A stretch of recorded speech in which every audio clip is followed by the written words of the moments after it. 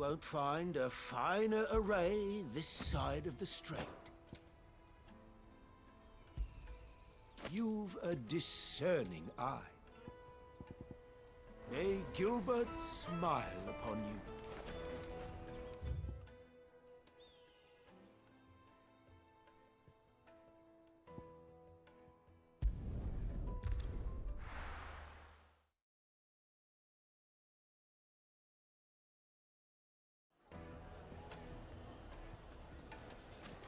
People take notice of wealthy men. Shouldn't be too hard to track down Karen's collector. My carpets have briny Now, places. I know you're keen, but do you have to use the good salt? Leave some for the rest of us.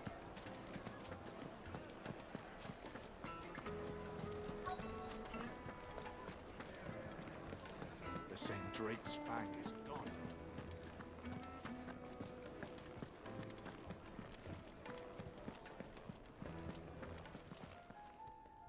My reputation will be ruined!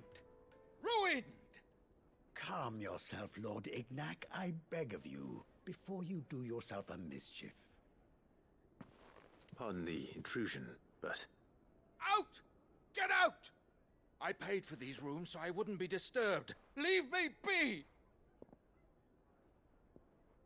Please, allow me to apologize. His lordship is going through a difficult time, and he's never been fond of guests arriving unannounced. Radim! Get rid of the filthy oaf this instant! Very good, Lord Ignac. Would you mind stepping outside for a moment?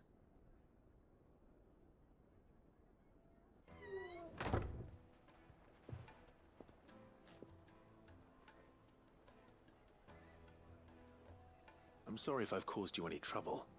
That? Oh, no. That's just how his lordship is. Though the morning's events have left him somewhat fractious. He has been dispossessed of his luggage, you see.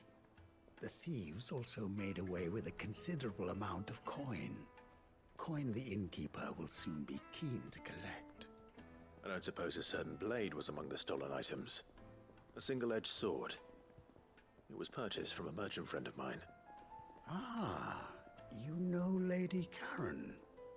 Yes, I'm afraid it was. Then I'll retrieve Lord Ignac's luggage. But I have one condition. You have but to state it. You are welcome to anything that is within my power to grant. I want an audience with Lord Ignac. A few minutes should be enough. Then I'll be on my way. A condition I would be a fool to refuse. Of course, you shall have your audience. I don't suppose you saw where the thieves went. I did not, no.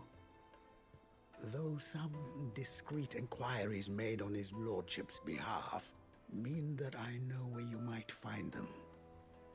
The bandit's bed.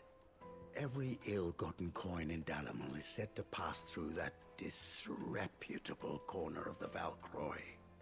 And that's where I'm heading.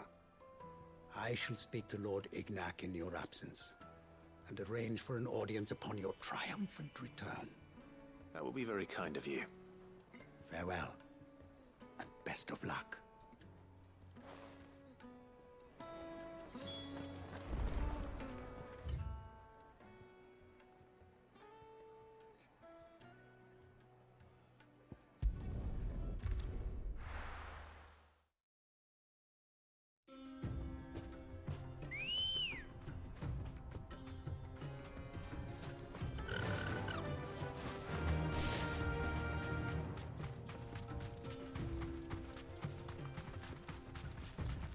We're not alone.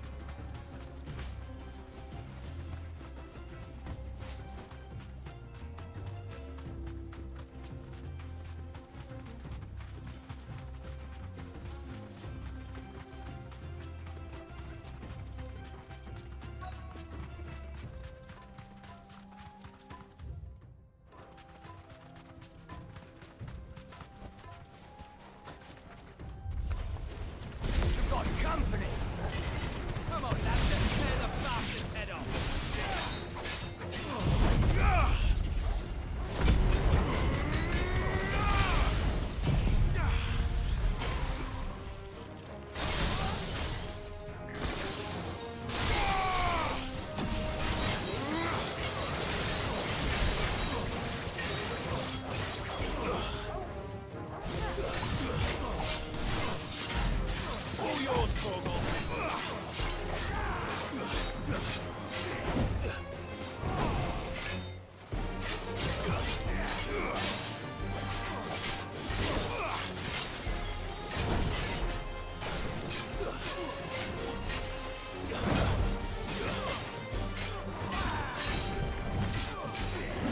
Nice try.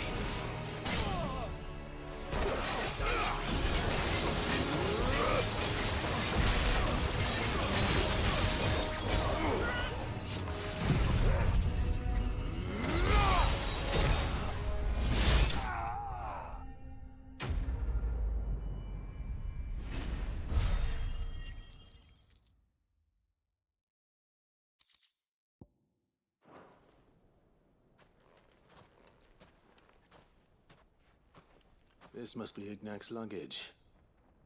Nothing seems to be damaged. All right. Let's get it back to Dalamel.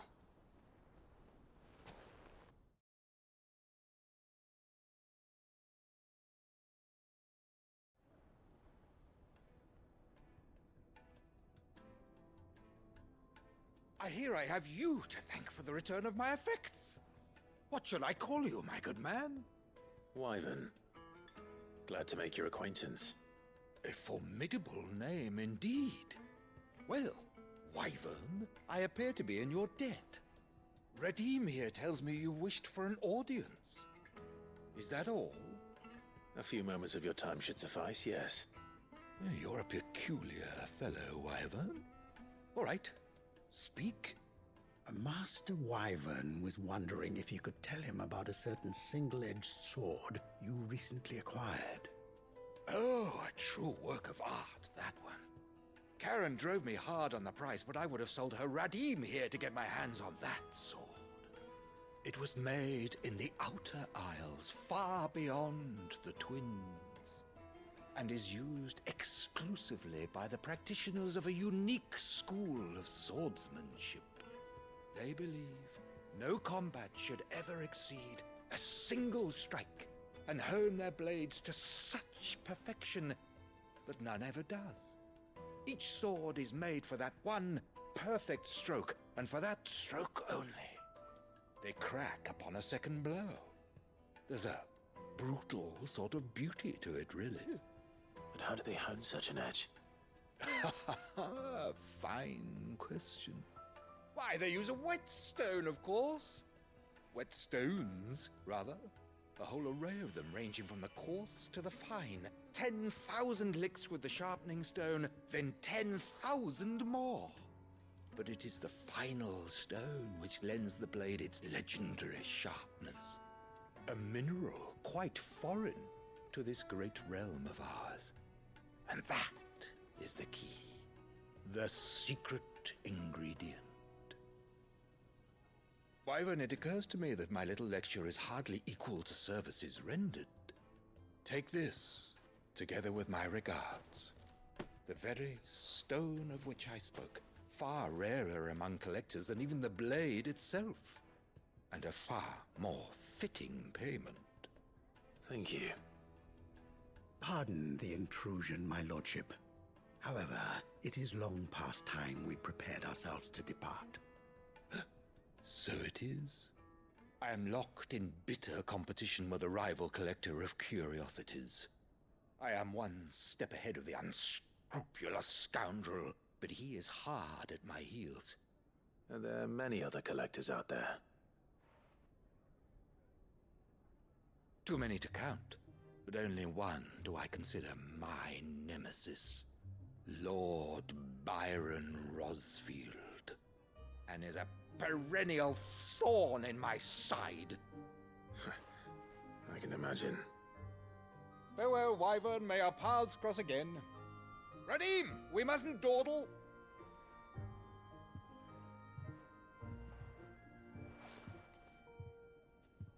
I think his lordship is rather taken with you, Master Wyvern.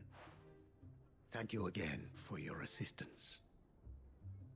Coming, my lordship. I'll be right there.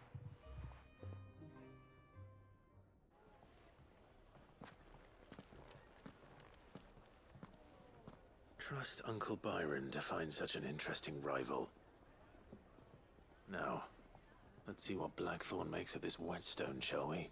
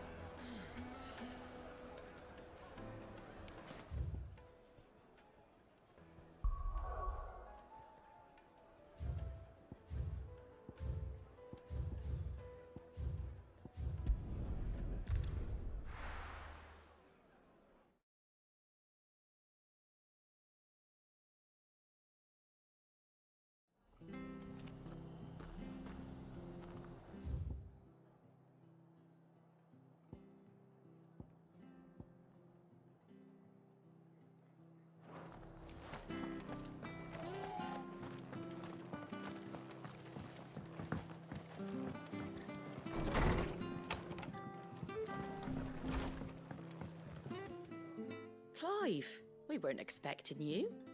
I wasn't expecting to be here, but it seems we still owe you a considerable amount of coin for your help with our rebuilding efforts. And though I doubt it's what you were expecting, we were hoping you'd take this as payment.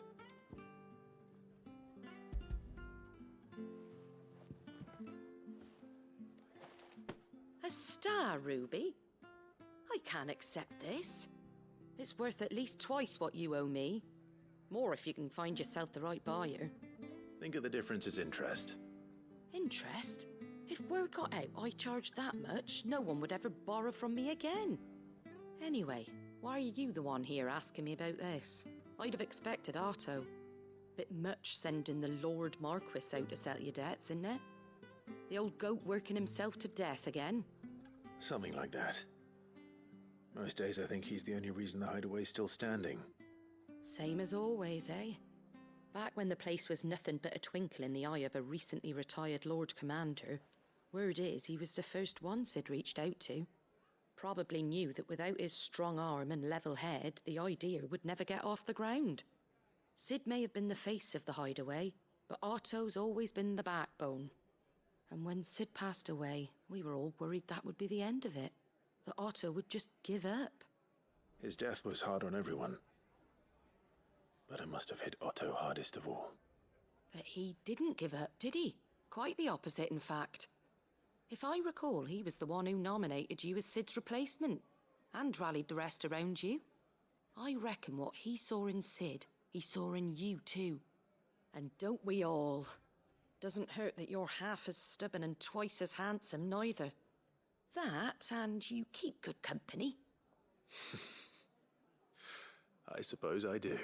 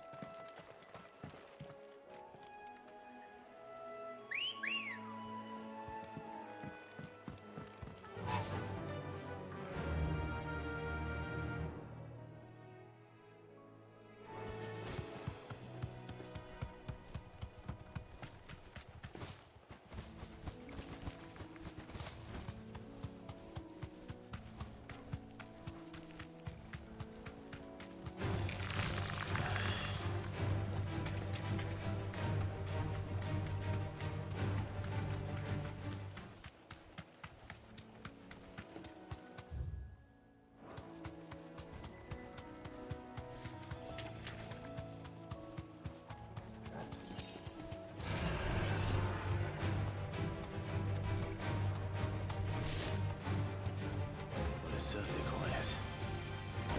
If I were a giant antelope, it'd seem like just the place.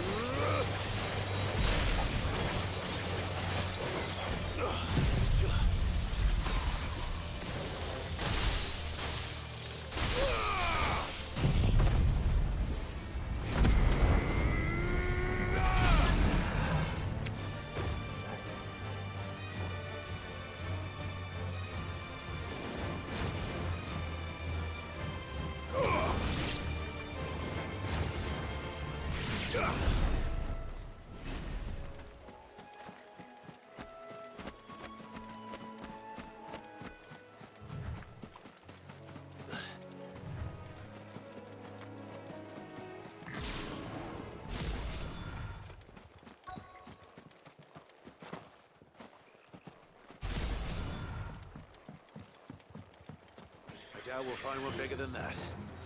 You hungry, Torgal?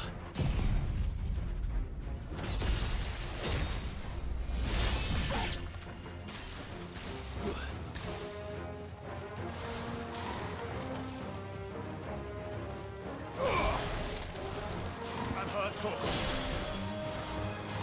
Fire and flame!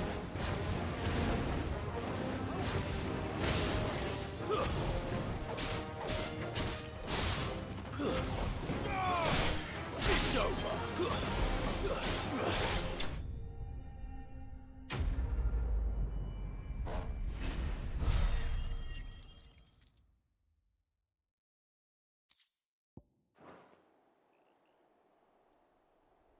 Now.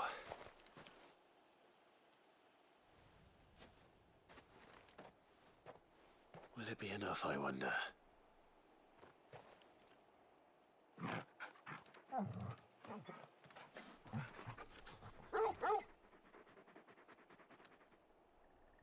I say that answers my question. Which means we owe the lawsmen our thanks. You're just a big puppy, aren't you? A very big puppy.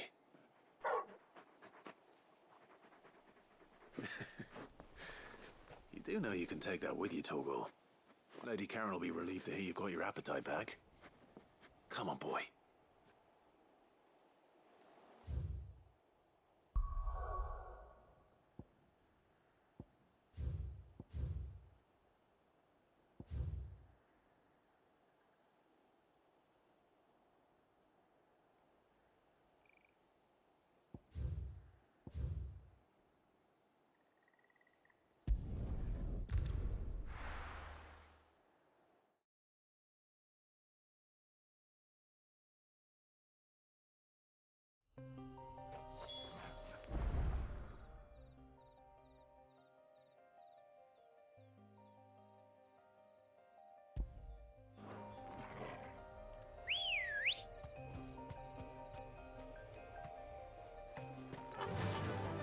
Fly, Ambrosia.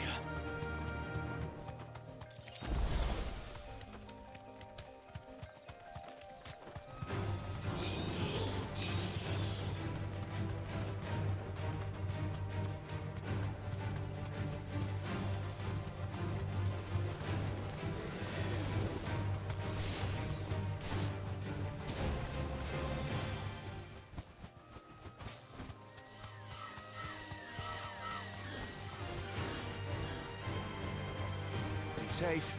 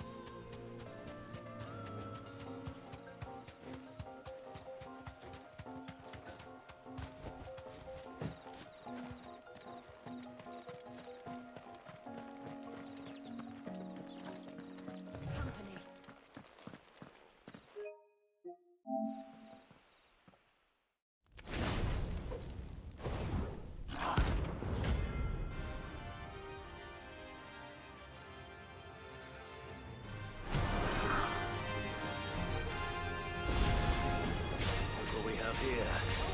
Greetings, Your Majesty.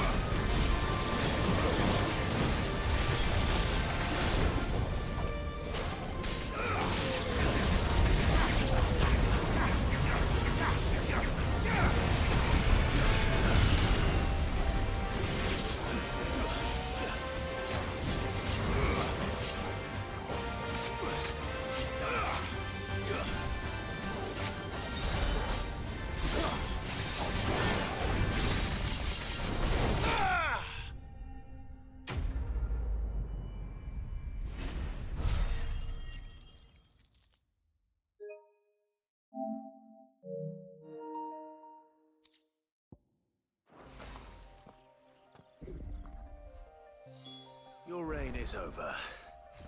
Now to collect the ash. I should probably have brought a bucket.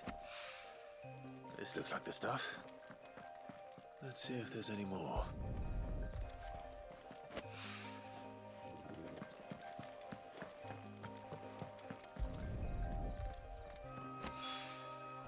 That should do it. If Owain needs more than this, he can fetch it himself.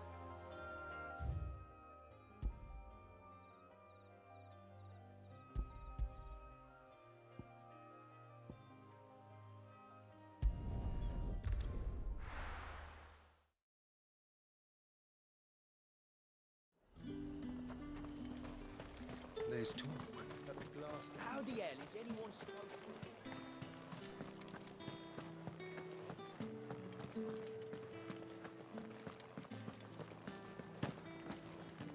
Did you hear? The gates to heaven. I want to see.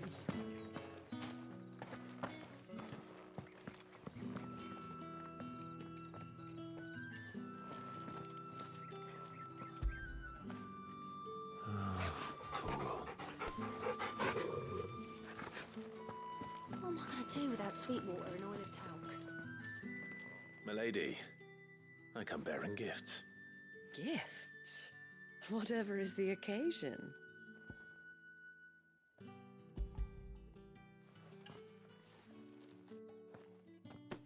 Oh my.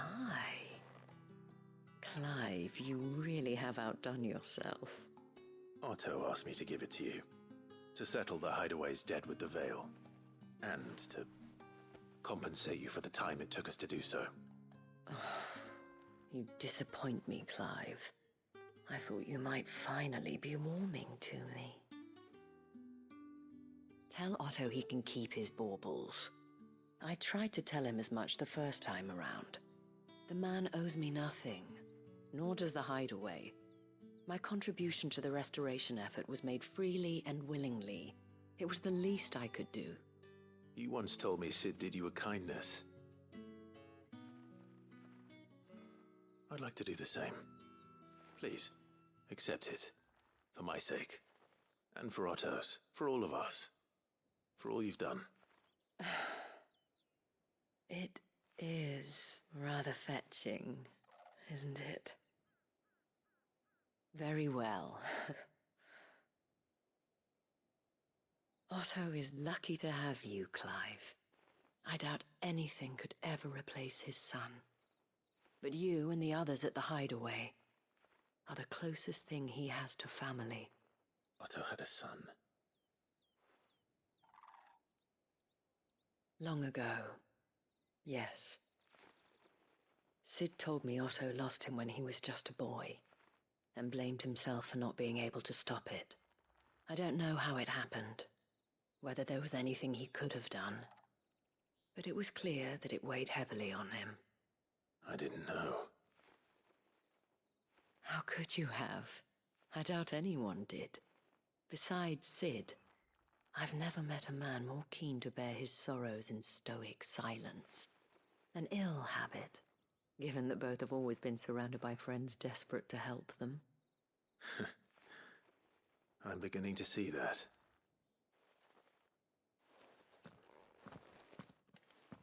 Gob will want to know the stones were delivered, if he's still with us.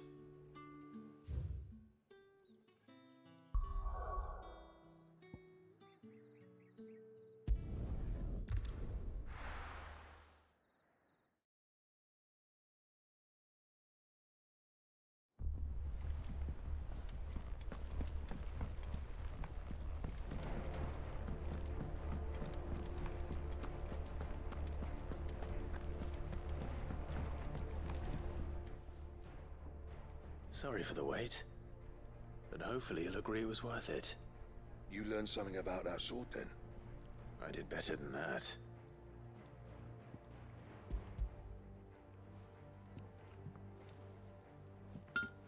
A whetstone? Yes, but not one you'll find anywhere in Valisthea.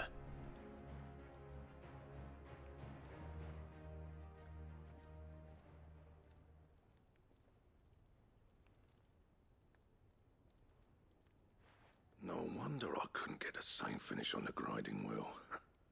One hit and all done, eh?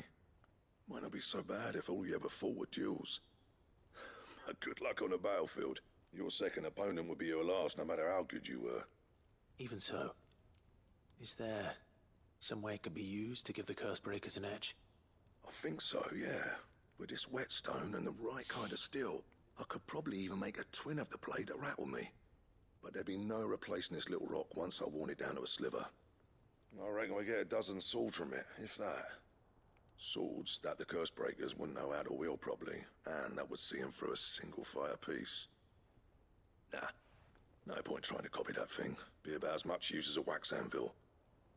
But finishing our blades with a whetstone this fine, now that's something to consider. And what's finer than fallen masonry, eh? Or more hard-wearing, for that matter. Just imagine it. Good Valisthean steel with an edge as sharp as any found in the Outer Isles. I won't make a copy, nah. I'll make something much better. I'm sure the Cursebreakers will be delighted. Just don't push yourself too hard. Don't you worry about me, sunshine. I've been working day and night since I was half your age, and I'll still be here when you're long gone. Hey, thanks, Clive. I mean it. I owe you one, August too. It's good to know someone's looking out for me. He'll be happy to hear you said that. And I'll see that my debt to you's paid. First new blade I make's got your name on it. You come and find me when you've got the materials. All right. I will.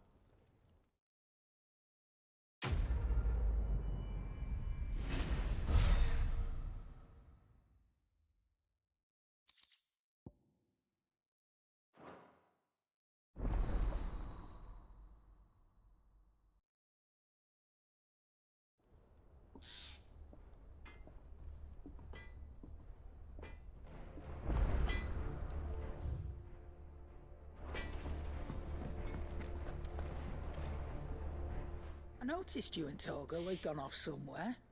Take him for a walk, did you? You could say that.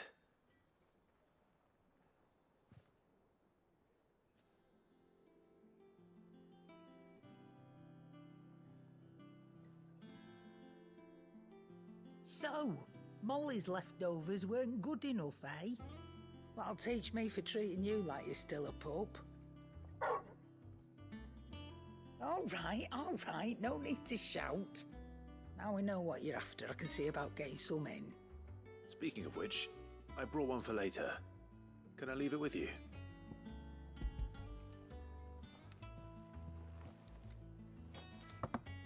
You can, eh? I'm nice like that. In return, you can thank Tomes for me. The bloody know-it-all. I was just on my way to see him.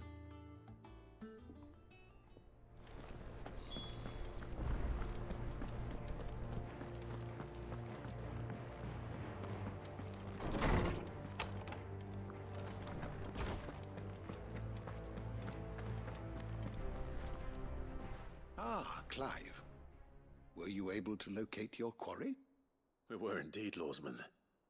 You pointed us in exactly the right direction. And Torgal's been a very happy hound ever since. Very good, very good. Lady Karen sends her thanks, by the way, for your part in solving the mystery. Ah. But that reminds me. After your last visit, I found myself pondering Torgal's talents. Do you recall our conversation concerning Lady Jill's role in Torgal's transformation? About how she somehow woke the power within him. Precisely that. A reasonable conclusion, I thought. But one which raised certain questions in my mind. You see, the Fenrir of legend served Shiva and Shiva alone. And while the powers attributed to him are certainly impressive, the records imply they are somewhat different in nature to those you described Torgal as having used. What are you suggesting? That Torgal may be the beneficiary of more than one icon's power. Consider that in addition to Lady Jill, he has served as a loyal companion to you, your brother, and even the late Cid. In short, the icons hitherto near at hand, or should I say at paw, have been diverse and plenty, and that number has only grown as the realm's dominance have fallen to your sword. One can but speculate as to how all of this has affected Torgal. He has seemed more fierce of late. And if I am not mistaken, he will grow fiercer still.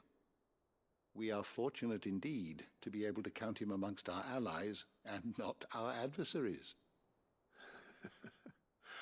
Oh, he's more than an ally. He's a friend.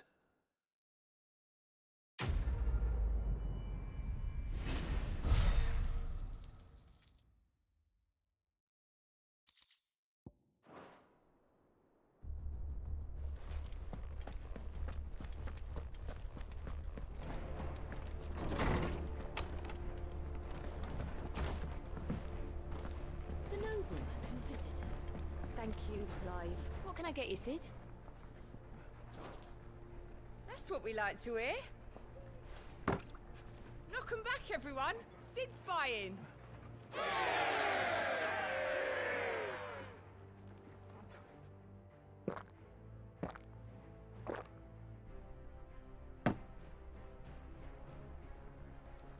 Oh, keep your mug handy.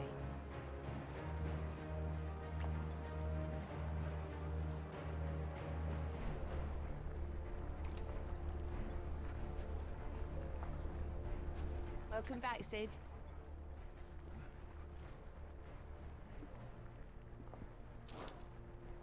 Well, someone's in a good mood. Drink up, you lot. The next round's on Cid.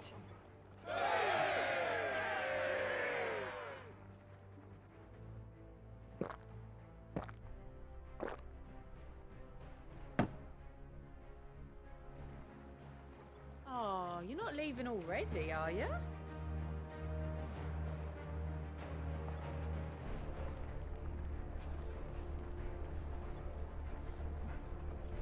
You look like you could do with a drink.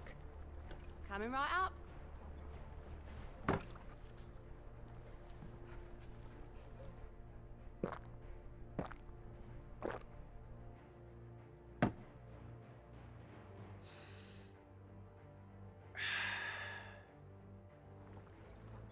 Don't be a stranger, Cid. What can I get you, Cid? As if setting our people free wasn't enough. Good news, everyone. The casks have been liberated. Here's to Cid.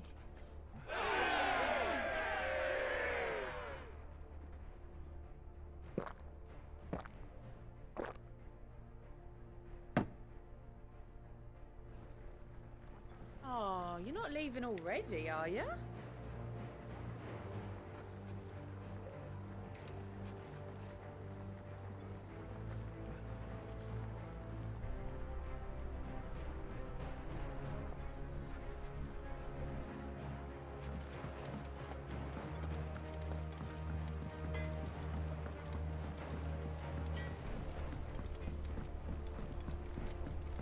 to give some breeze to the job.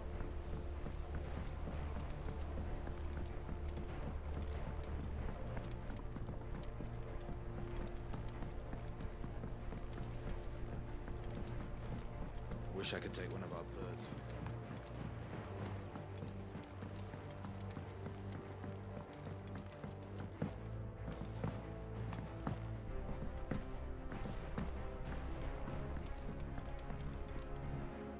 All right there, Sid? How's that hunt for the bomb ash going? I have it here.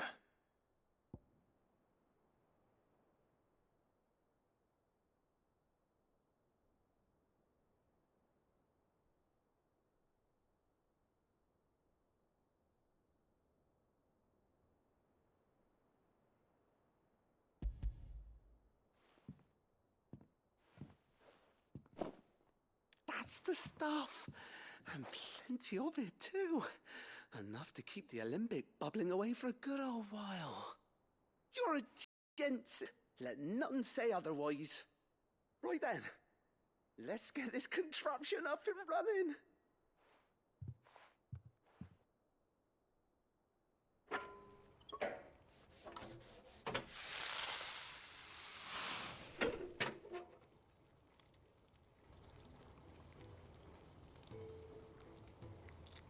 There we have it. The Telemon Alembic. And it works just like the chief said it would. Very impressive. Says the man who cut down a burning boulder. Speaking of which, I still haven't returned the favor. There's no need. The good it will do for the hideaway is reward enough. Don't be silly.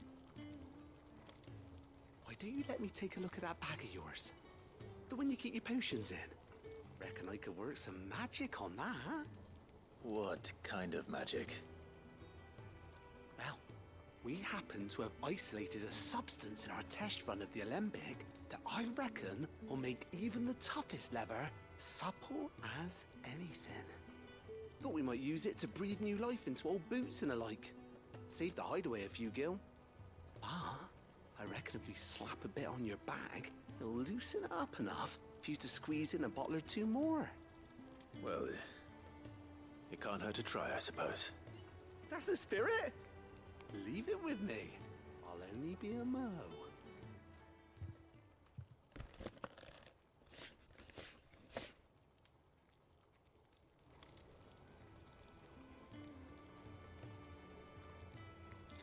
Well, what do you reckon? It certainly feels more flexible. Right? Told you. Thank you. I think. No. Thank you for supporting Mid and the rest of us in our endeavors. Without you, we'd never have been able to discover wonders like that stuff I rubbed on your bag.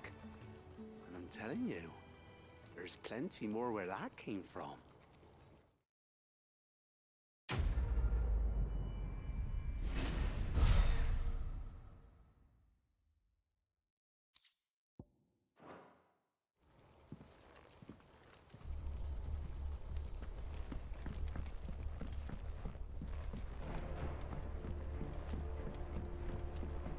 I think Mid might need some help.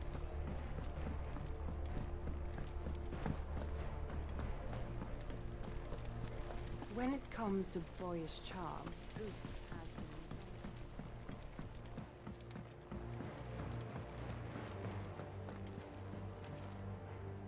Goat. Still alive, I see. So Lady Karen accepted the ruby. Ah, about that.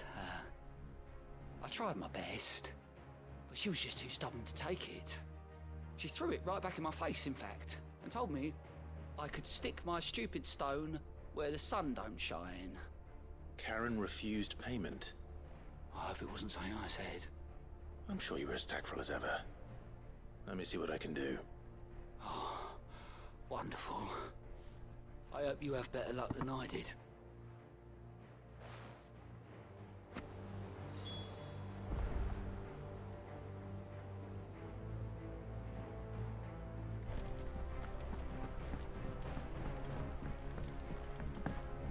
told me she was building a ship.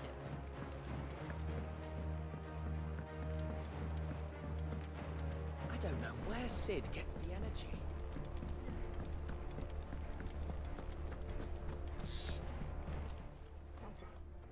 Lady Karen, Goad tells me you weren't happy with our offer.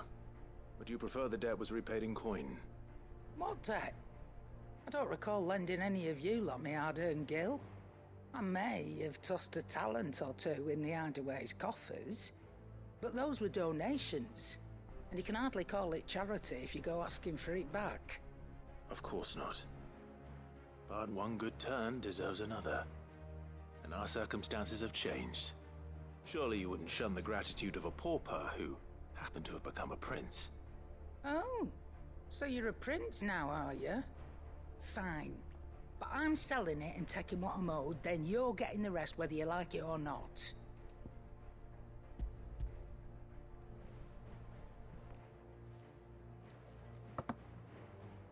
Where'd you even get this? A decent trader might nab 1,000 talents for a star ruby. A canny one, meanwhile, might claim it were nicked from the belt of Sid the Outlaw himself and ask twice as much. Might be I already have a buyer in mind. Might be you even know her. A fine continental maid whose beauty's only eclipsed by a guile in commerce. You wouldn't mind, would you? Not at all.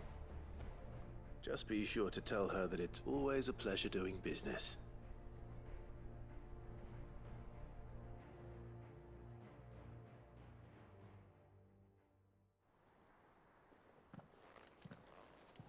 I hear you ended up delivering all 3 stones.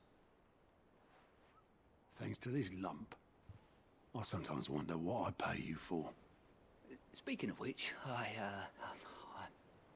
I still haven't been paid last month's wages. Oh, so you remember what's owed to you then? Get your ass behind that disc of yours and don't get up before those ledgers are square. Right away.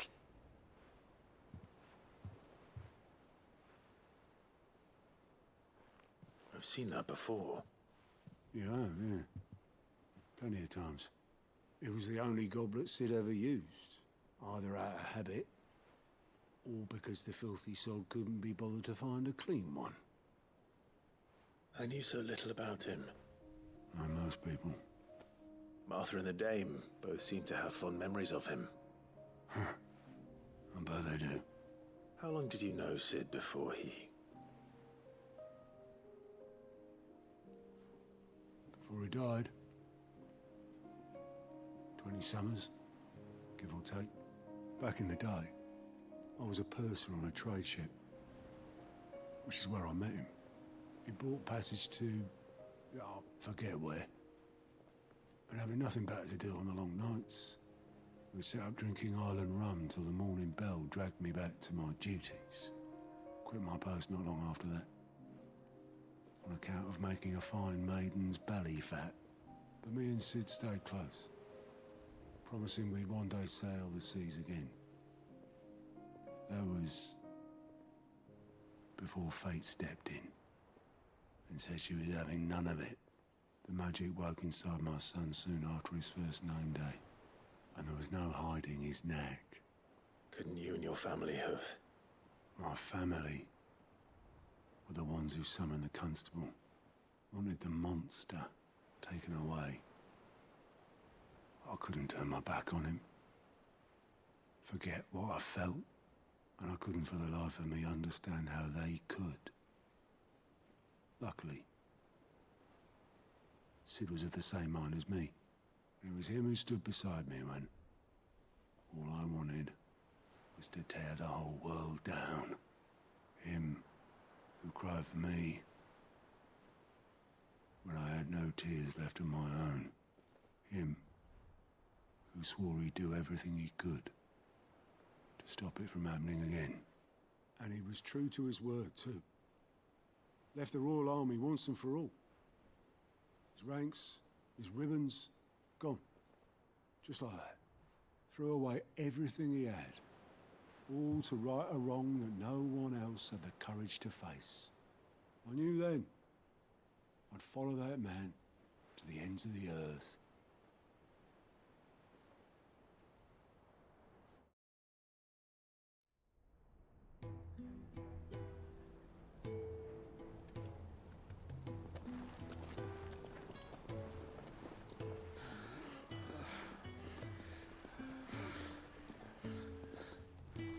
He was always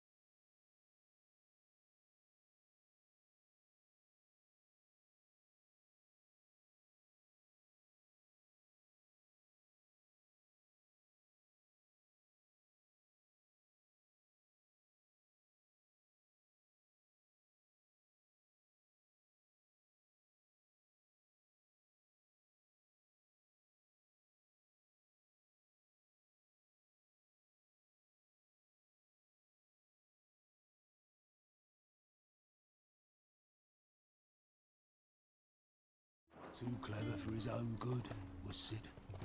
Saw the world for what it really was, while the rest of us were content to go along with the lie we were shown. And it can't have been easy, bearing that burden alone.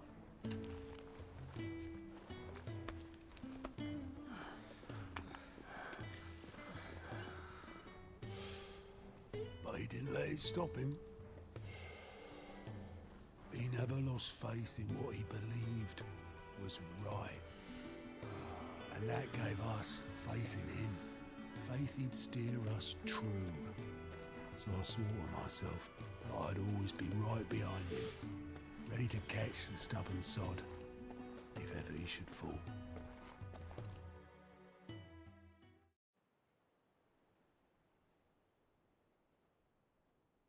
But I couldn't even do that.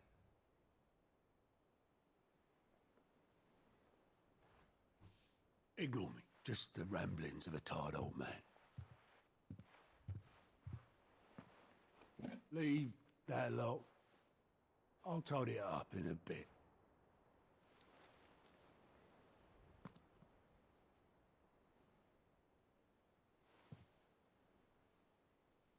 This is Sid's handwriting.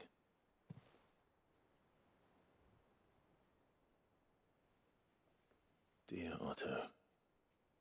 I may be drunk, but I wanted you to know this place would be fucked without you. I love you, you grumpy old sod.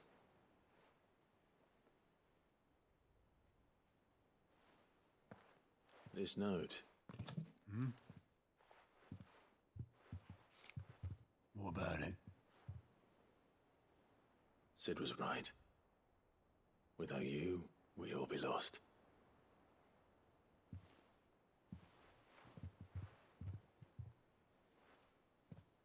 He should have bloody well said so then. Just once. Before he went. But then, why would he? Him, or anyone? I'd only have told him to piss off.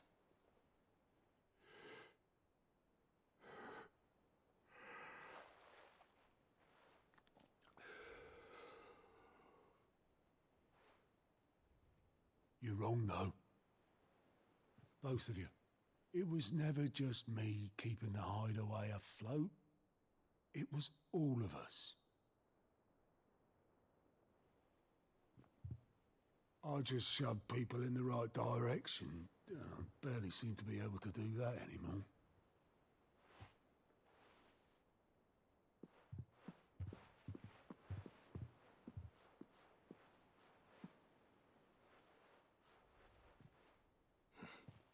Would you rather goat were at the helm? Well, maybe I've got a few more years left in me. I'm going to hold you to that, Otto. Before you go, Sid would have wanted you to have this. But that's... This'll do me just fine.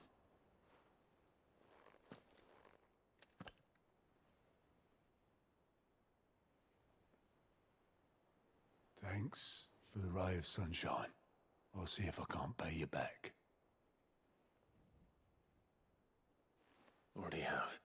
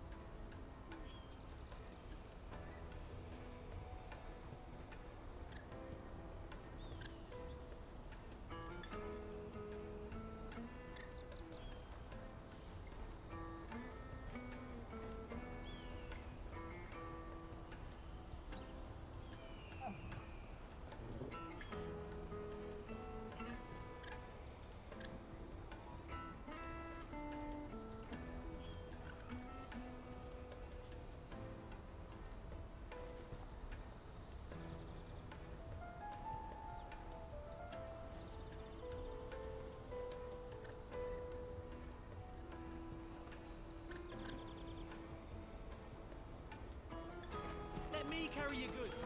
Out of my sight, wretch.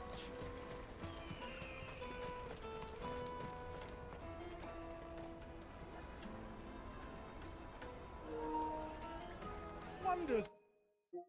From across the water, come one, come all, feast your eyes. Good sir, can I interest you in...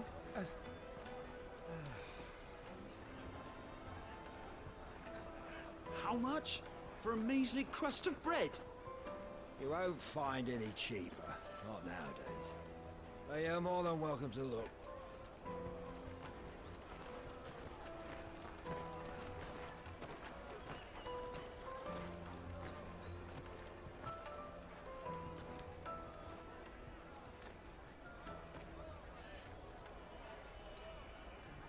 The Empire's unlawful and illegitimate occupation of the Crystalline Dominion is still in effect. Only those whose business in Twinside has been officially approved by the Republican Army will be permitted to cross the border. All who seek entry are to form a line and ready their documents for inspection. It looks like we aren't the only ones who are eager to leave. And they're checking everyone. Can't you make an Not for the likes of you. We won't get through without that pass. Let's go and find Good, shall we?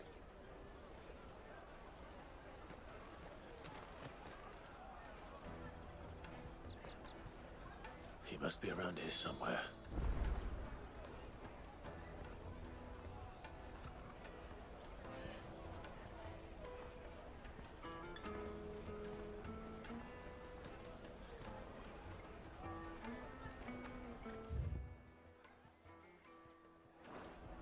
Come, taste my peaches. They're sweet as... I'll take the large one. Ah, Good. There you are. Clive, I'm so sorry. Don't tell Nan, will you? Slow down, Good. Just tell us what happened. It's me trader's pass. It's gone. We cannot ride the caravan without it. We won't even be able to get through the flipping checkpoint. Do you remember when you last saw it?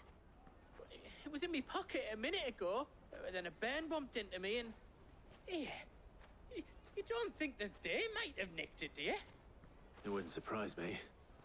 A busy market like this is prime territory for pickpockets. So, to get the pass back, we need to find this child. Where would we even start? I know where! I've got a pal in Bocklad who might be able to help us. No one knows more about what goes on round here than she does. Where do we find her? She's the owner of the Crimson Caravans, up that way. Sign's got a red chocobo on it. No time like the present. You two go on ahead. I'm gonna check the rest of my stuff, make sure no one else is missing. All right. We'll meet you there.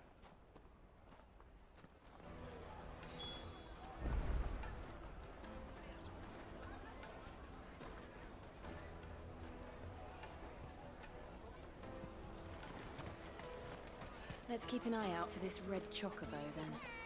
And the other on our purses. Next to the checkpoint.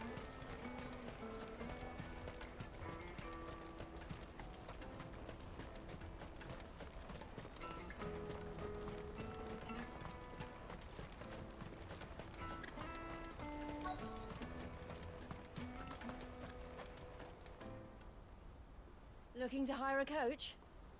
It's 10 million for a two-birder to the Crystalline Dominion. Take it or leave it. Oh, we're not here for that. Then I bid you good day. Oh, wait! Don't go, El. He's me mate. As I live and breathe. Goots, what are you doing back in Bocklad?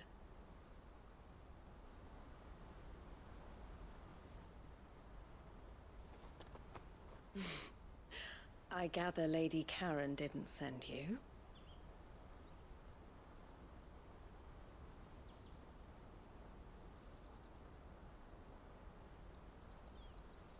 So what trouble have you got yourself into this time?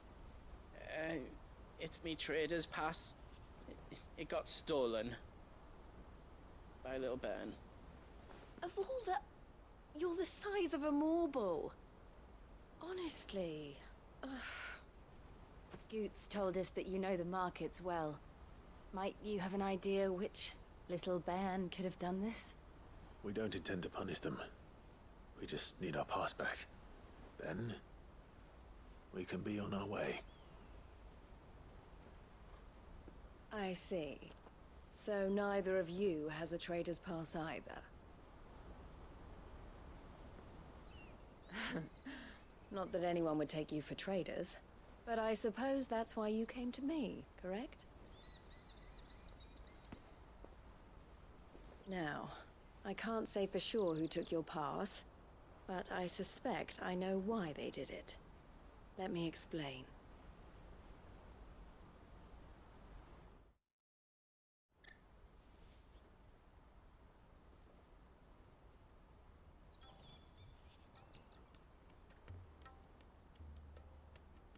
Ever since the Fist marched on the Dominion, the Republic has been clamping down on any commerce that might aid the Empire more than it does us. Which means traders' passes have gone from being merely a way of easing one's progress to being essential if one wishes to cross the border at all. And with demand outstripping supply, they've become a precious commodity, leading some to seek to acquire them by less than legitimate means. So the children are stealing passes to sell on the black market? Yes and no. Passes are inscribed with the names of their owners, and yet none of the victims' names have appeared on the register of those passing through the checkpoint. Which means? That someone is doctoring the stolen passes. The same someone who is encouraging the children to steal them. And the same someone who has Goots' pass, no doubt. Whoever they are, they're ruining the livelihoods of honest merchants, which is why we've decided to take a stand. Will you stand with us? You want to get your pass back, and we want to ensure that no more are stolen. Catch whoever's behind it all, and two birds shall be slain with a single stone. Is there any other way of getting to the Crystalline Dominion, Goots? They won't let you in if you're not with the caravan. It's that, I don't know, try swimming across the strait. But the guards will definitely spot you if you try and do that. Like, we don't want to get spotted, right? So either we find the people who took the pass, or give up all hope of entering the Dominion. All right. We'll help. Thank you kindly. But I don't know your name. Eloise at your service. Clive. A pleasure doing business with you, Clive.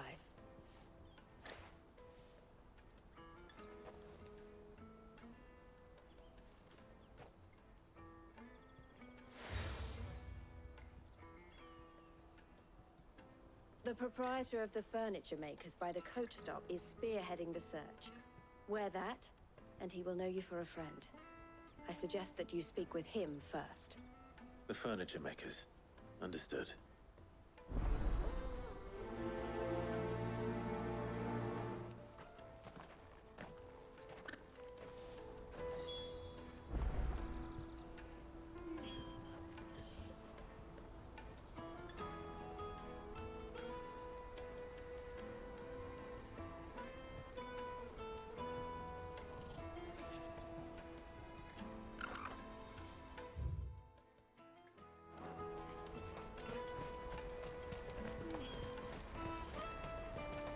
Out of my sight, wretch!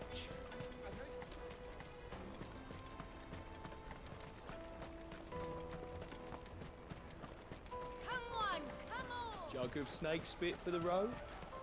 The caravan stops next to the checkpoint. Show them your trader's bar. Are you the furniture maker? Looking for something in particular? Ah, Eloise collared you too, eh? Then I expect you want to know more. She told me you were leading the hunt for the pickpockets. What have you learned?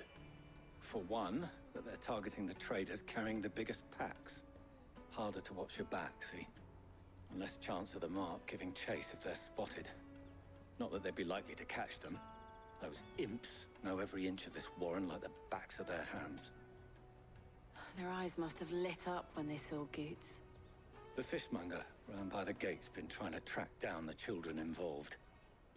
You should go and have a word with her. Thank you. We will.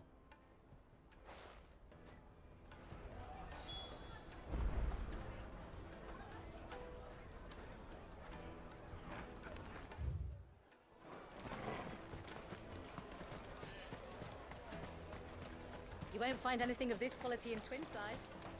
You should come with me to the Dominion. Mindful. Fish for sale! Fresh sorted and smoked! Can I interest you? Ah, sorry. Message from Eloise, is it?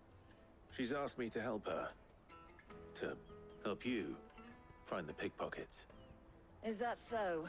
Suppose I better tell you what I know, then. For one, this isn't a family operation. All the traders say the children who stole their passes were dirty, dressed in rags. Street urchins, by the sound of it. We get a lot around here. Orphans from the wars. A few, perhaps. You saw the refugees gathered by the entranceway? They're all looking for a new start in the Dominion and beyond. Some of them take it as an opportunity to rid themselves of unwanted baggage. The shame of it. Whoever's behind this would have to have made themselves known to the children at some point. And so should we. You should start with the children around here, then. I doubt they're the ones involved, but they might have heard something. It's worth a try. All right, then. Questioning children. How hard can that be? You should come with me to the Dominion. Life will be different. Taste my peaches! They're sweet as nectar! Excuse me. Do you mind if I ask you something? Can't stop you. I was just wondering if anyone has asked you to do anything out of the ordinary recently. Anything you grown-ups ever ask us to do is shut up and go away. So guess what I'm about to tell you to do? Sorry. I'll leave you alone.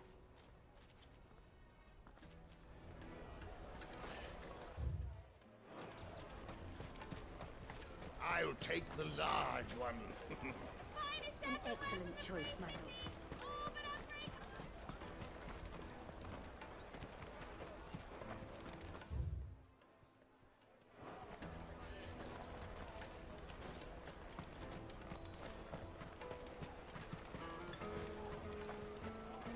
You won't find anything of this quality in Twinside.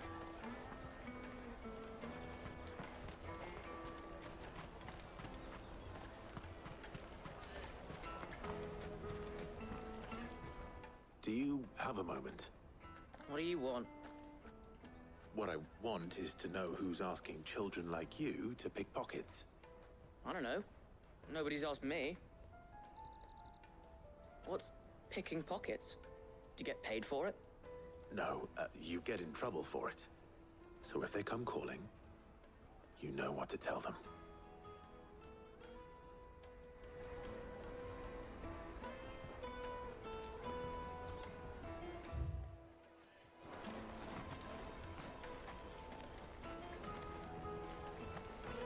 Did you hear about the Empire's Black Shields? Apparently they've been going around Imperial lands stringing up bearers. What a waste!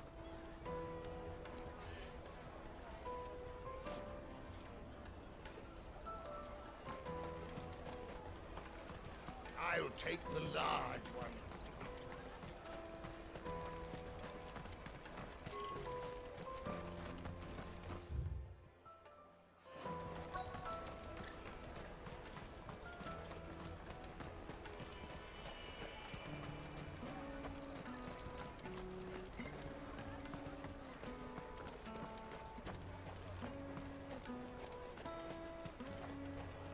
You won't find anything of this quality in Twinside.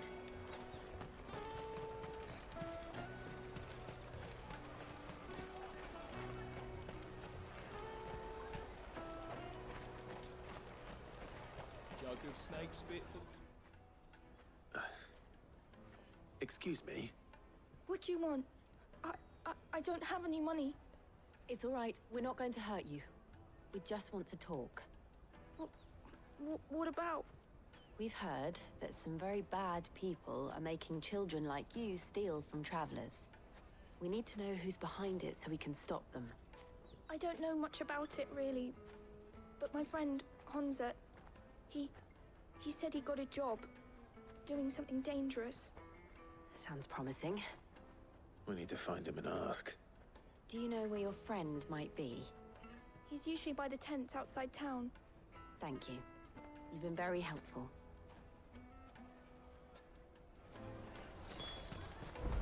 Come on, come on!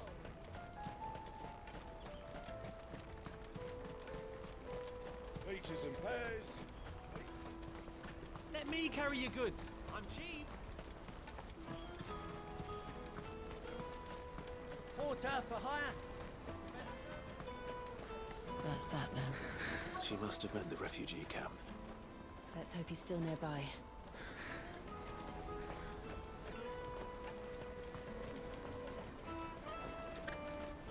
There are no crystals here. We have to keep going. That big fat donkey was easy pickings. He wouldn't have noticed if we'd robbed his boots off him. Yeah. Wish we hadn't handed over the pass, though. Could use one of those things to get out of this dump. Chance would be a fine thing.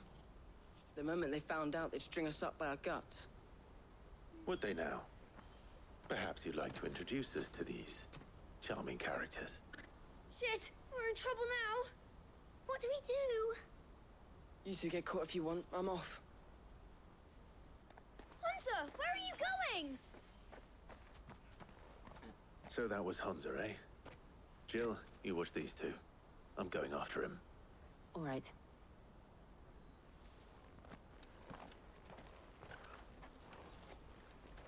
He can't have gone far. I need to find him before his employers do. Daddy!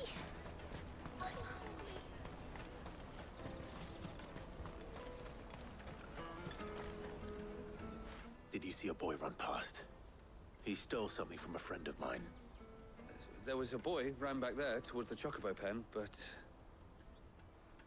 Thank you.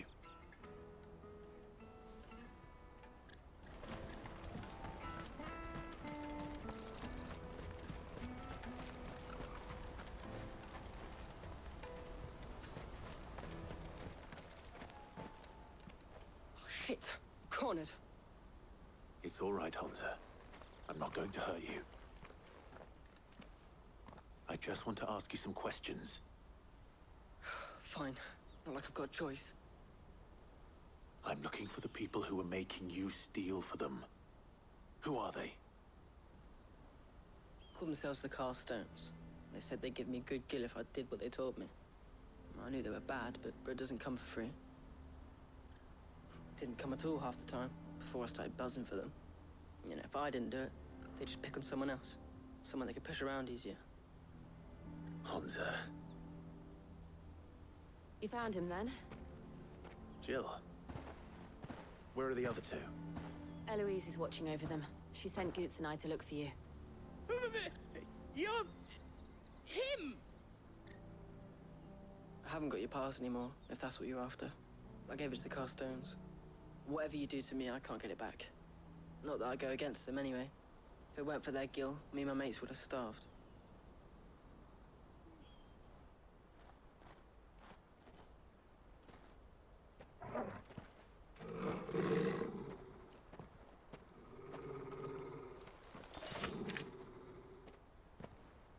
Cowards. You will not force another child to do your bidding. Wait, we're not... Don't hurt him.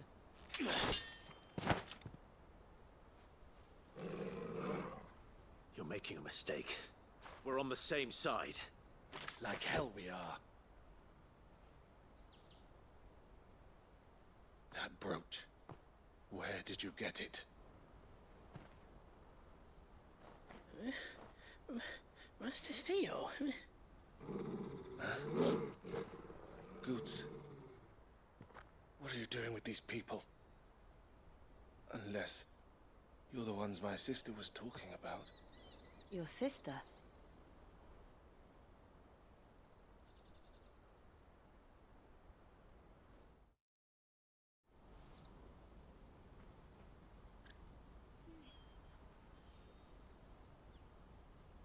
Eloise didn't tell us she had a brother.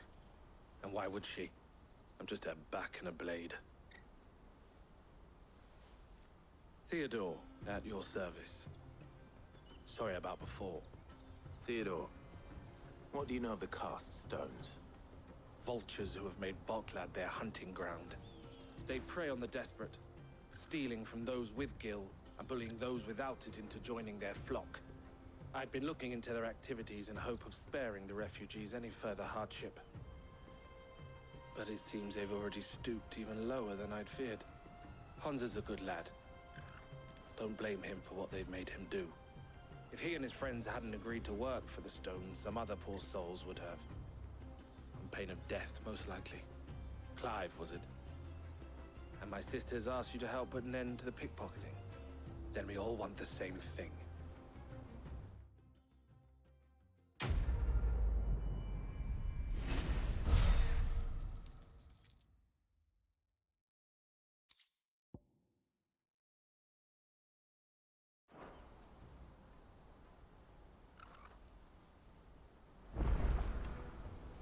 Oh, where is it?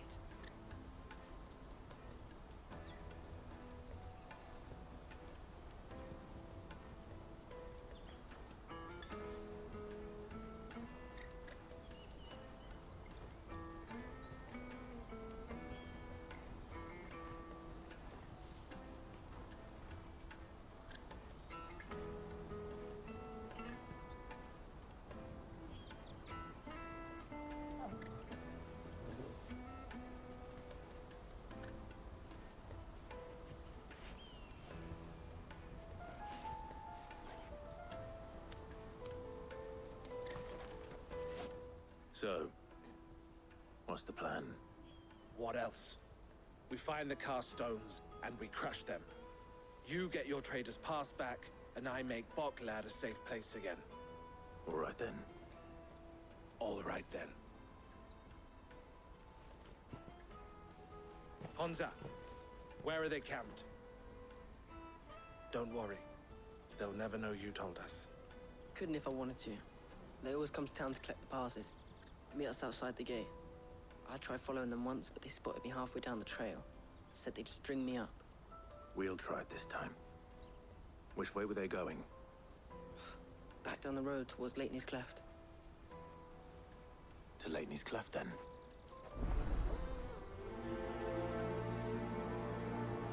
Lateney's Cleft is to the south, past the camp.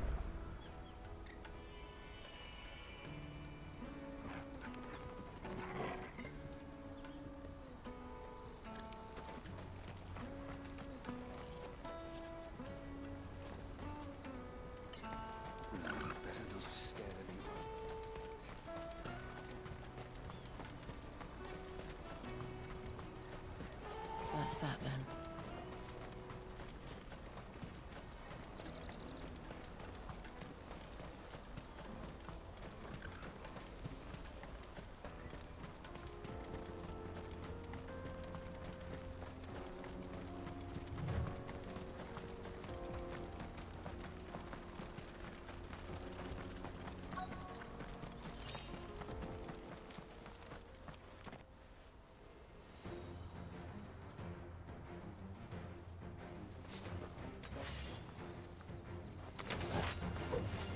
The one who's been sticking his nose in our business.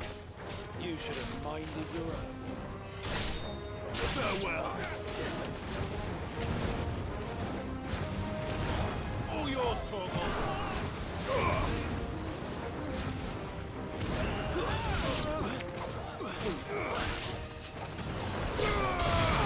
To me, boy. I doubt these were the ringleaders. But at least we know we're on the right track.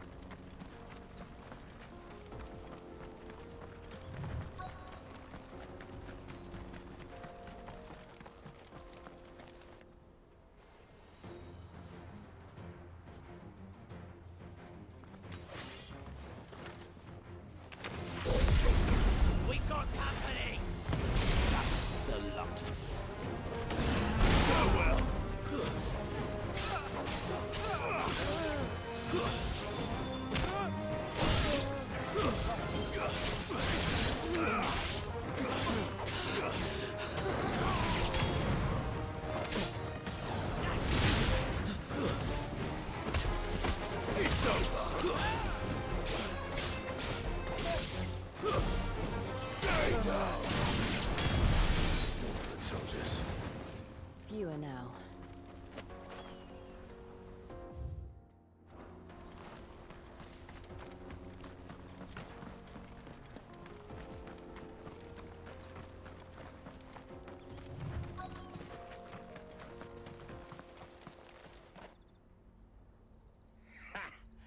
Not a bad haul today, eh? Aye.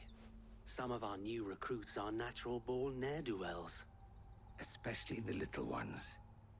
That Hans has got nimble fingers, all right. It will be a shame when they chop them off. But till then, let's make the most of it. Scum. The leaders of the cast stones, I take it. They don't deserve any mercy, Clive. I wasn't planning on showing them any. We're ready when you are, Theodore. Oh, I'm ready.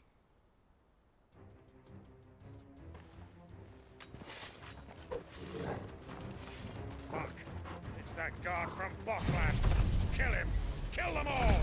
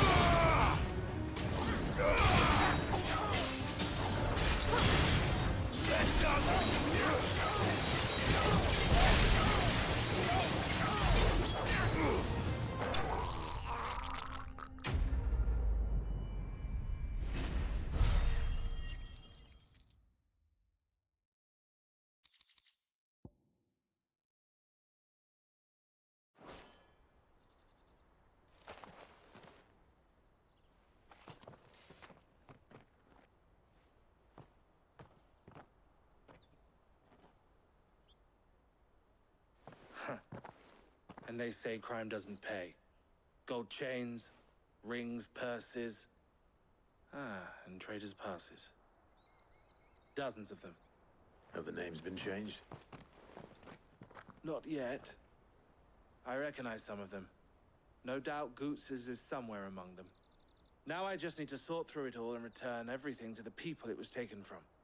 We should go and give Eloise the good news. Can we leave things here in your hands, Theodore? Of course. Oh, and, be sure to tell her of the part I played, won't you? We'll be glad to.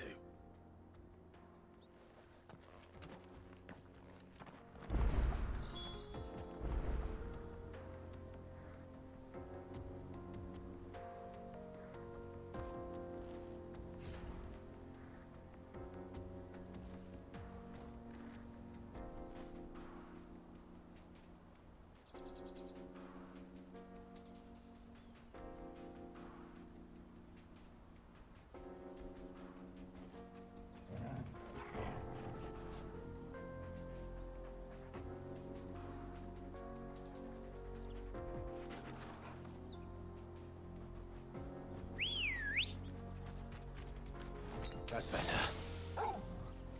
Ready, go?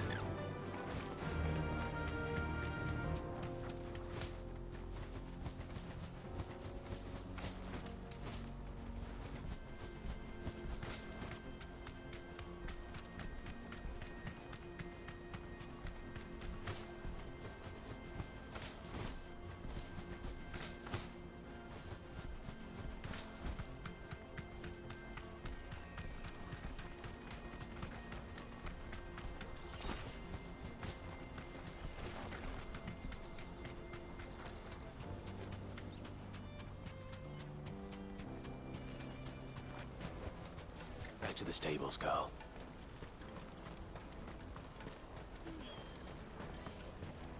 Daddy!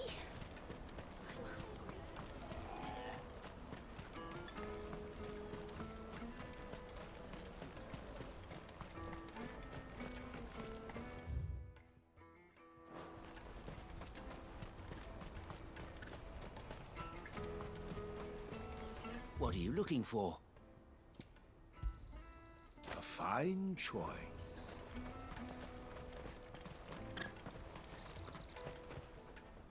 Ah, Clive. How goes the hunt? My brother isn't getting in your way, I trust? Quite the opposite.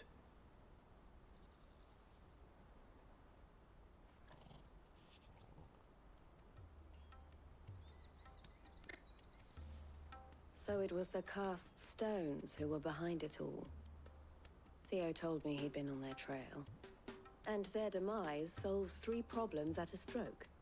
That of the pickpockets, the bandits pulling their strings, and the passes they were stealing.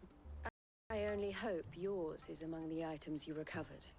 Only time and Theo's return will tell. Speaking of whom, welcome home, dear brother. You are too kind, Eloise. Here, Clive. Goods' pass. Ask him to keep a closer eye on it from now on, would you? I will. Thank you.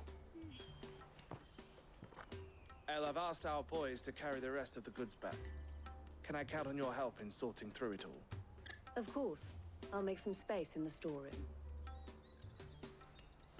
I expect you'll soon be on your way then. But it wouldn't do to leave without introducing yourself properly.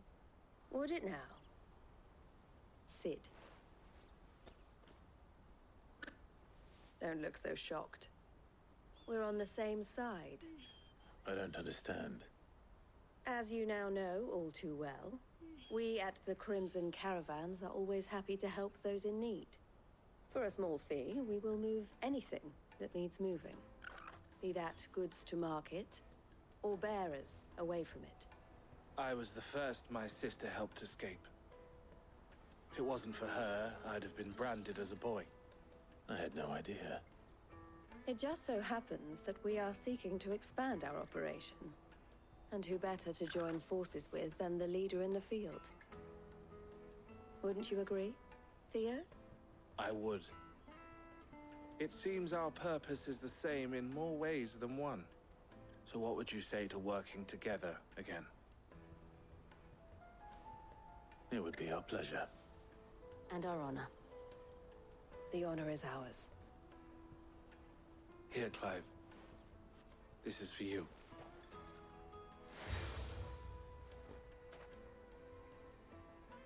What is it? El has friends in high places, while I have associates in, lower ones. That mark is proof that you're a friend to us both.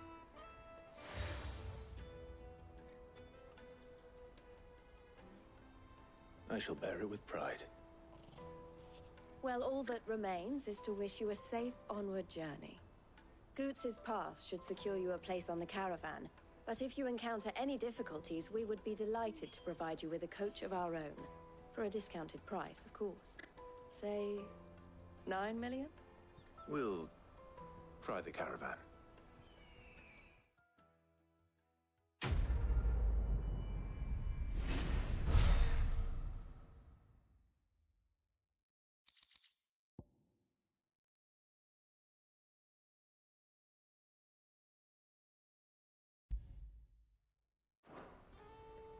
Right then. Let's get this back.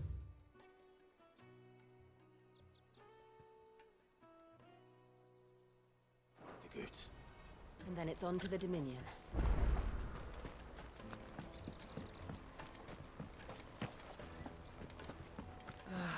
If I knew arrived. Now I just need to see about getting the... I want to know right away. Bad news. Good, actually. Something worth celebrating for a change. Only trouble is, the serving girl's still new to the job, so I can't leave her while I go and invite those I'd like to celebrate with. What exactly are you celebrating, if you don't mind me asking? I've come by a particularly fine bottle of red. A Gotan 66, no less. Gotan Rouge is the only good thing to have ever come out of the Empire. And most wouldn't part with a 66 if you held a knife to their throats. So I've heard. Oh. So you know of it, then? Clearly you're a gentleman of taste.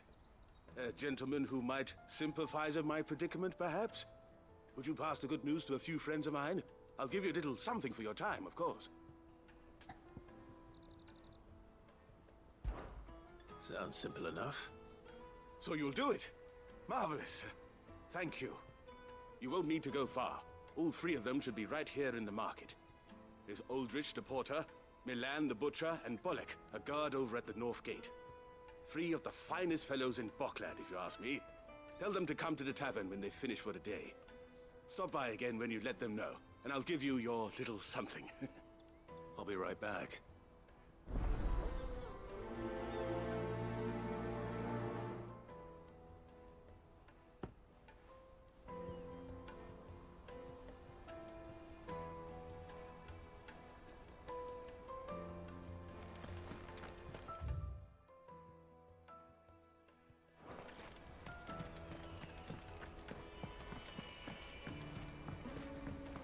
I hear the brothers found another victim.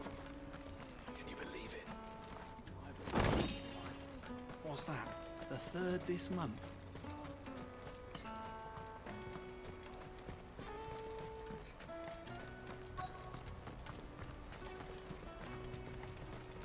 Hurry, lad. I've been asked to find Aldrich, the porter. I don't suppose that's you, is it?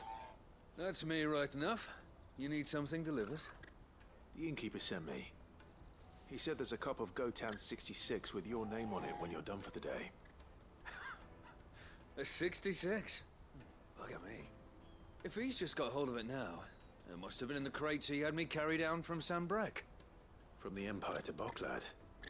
You must be a braver man than most. That's a treacherous route at the best of times. Such is the porter's lot. There's not a patch of storm these feet haven't traipsed across. It's Oriflamme one day, then off to Canva the next. The farther you're willing to go, the fatter the purse. Which is why there's no shortage of competition for some of the longer routes. I'd say I've done enough for today to earn myself a cup of something tasty. Thanks for letting me know.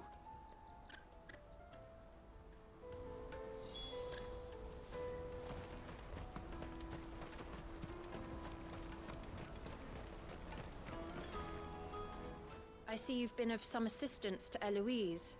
Perhaps you can extend me the same kindness? Perhaps. What would I be doing? Finding someone. You see, I've been having trouble with thieves, and despite the many pains I've taken, I can't stop them from rummaging through my packs. I was griping about my lot to a friend of mine a few days back, and he offered to track the culprits down. Now, Joseph's a sellsword, and a good one at that. But he's been gone days, and I'm beginning to fear the worst.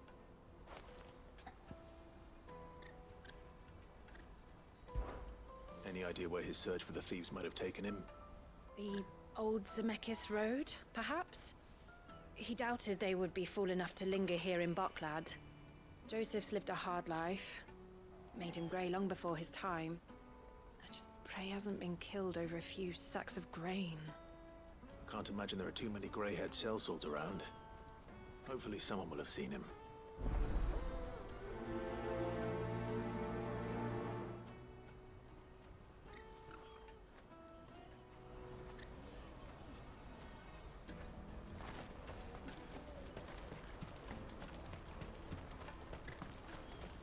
Pardon me, but would you happen... That well-notched steel and impressive physique. I have need of a sword for hire, and yours looks to be a weapon well worth the coin. Might you be convinced to offer me the use of those formidable arms? How exactly do you intend to use them? Well, being something of a scholar of Zemekian history, I wish to investigate the ruins near the city. And I require a rugged companion, lest I find myself waylaid by ne'er-do-wells or the beasts said to roam the area. Should you accept, you will not only earn yourself material wealth, but partake of the true treasure that awaits us there.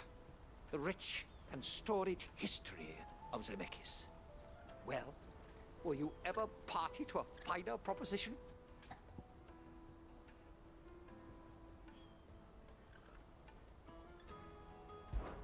My arms are yours. Wonderful! Then come. We must away. But where are we going? Along the old Zemeckis Road. And from there, onward to discovery. Quickly! There is not a moment to lose. Wait. Good luck with your ne'er-do-wells.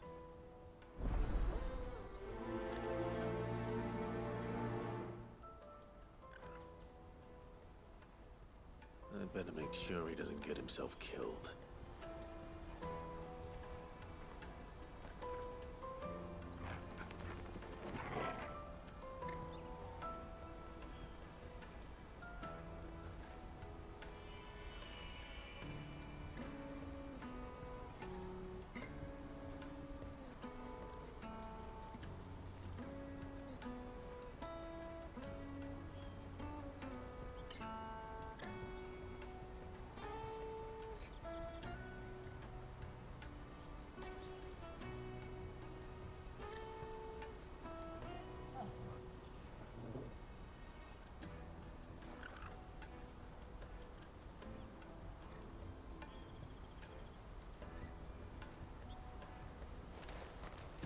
Let me carry your goods. I'm cheap.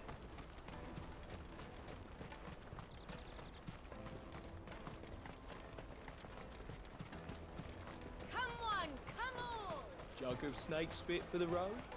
The caravan stops next to the checkpoint. Are you Milan, the butcher? That's me. What can I do for you? The innkeeper's just had a special delivery. He thought you might like to join him for a cup of wine after you pack up for the day. He knows me only too well. And I've got a ham here that will go handsomely with a nice drop. Wine and ham to spare. Bocklad clearly isn't suffering then. Comes with being the place everyone has to pass through to get to everywhere else.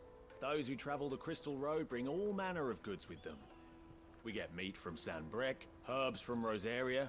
Why, sometimes we even see curiosities from across the Narrow. My old man knew what he was about when he set up shop here all those years ago. Anyway, thanks for the good news. Oh, you know what? Maybe I'll shut up shop early.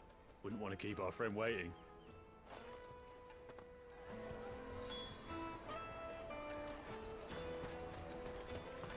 You won't find anything of this quality in Twinside.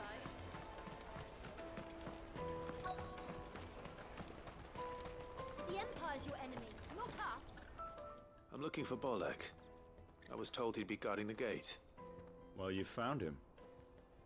You're not here to enlist, I take it? The innkeeper sent me. He's just taken delivery of a rare vintage, a Gotan 66. He thought you might like a cup. I've never said no to a goat hand. I'm not about to start now. Thanks for letting me know. You must be a busy man. The market would be flooded with refugees if we weren't here to stem the flow. Oh, my heart goes out to them, all right, but we've got our orders. No papers, no passage. Plenty try to slip past us nonetheless. And every now and then, one of them's foolish enough to try and force their way through. And when they do, well, things can get nasty. You know what? That wine's sounding better by the moment. Hold on. I wonder if the innkeeper might spare a cup of that wine. Come, taste my peaches. They're sweet. The finest earthenware from the Free What I City. really want to be. Juicy pears. Slake your thirst. Jug of snake spit for the road? Come one, come all!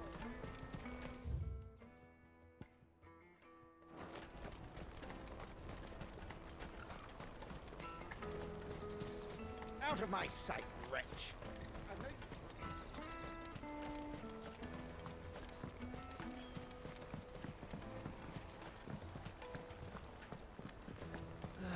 If our new arrivals had brought... I spoke to your friends. They'll be along soon. That's fantastic news. Thank you kindly. It's been a while since we all sat down together. And the way I see it, that wine is as much theirs as it is my own. How so? Well, I wouldn't be serving anything but slops without Aldrich to go and fetch the good stuff for me. And then there's Milan, who always sends customers my way. And Bolek, an even-handed keeper of the peace, if ever there was one. Those three are the backbone of Bocklad. Lose any one of them, and the market would soon fall apart. And without the market, I wouldn't have a single customer. I'd say that's worth a bottle of 66, wouldn't you? And more besides. Everyone needs a shoulder to lean on. Be they world-weary innkeepers or brooding swordsmen. Right. I'd better prepare for my guest's arrival. I hear you had me carrying a bottle of Gotan 66. If I'd have known, I would have sold the thing and lived like a lord. I'll settle for a cup, though, if you're in a sharing mood. A Gotan 66. Just as well I had something special of my own set aside. A bottle between the four of us might not be enough to drown our sorrows, but it can't hurt. Here they are, the free pillars of Boklad. Sit yourselves down, gentlemen. The woes of the world may be monstrous and many, but there's nothing like a few good friends to keep the misery at bay. Never a truer word spoken.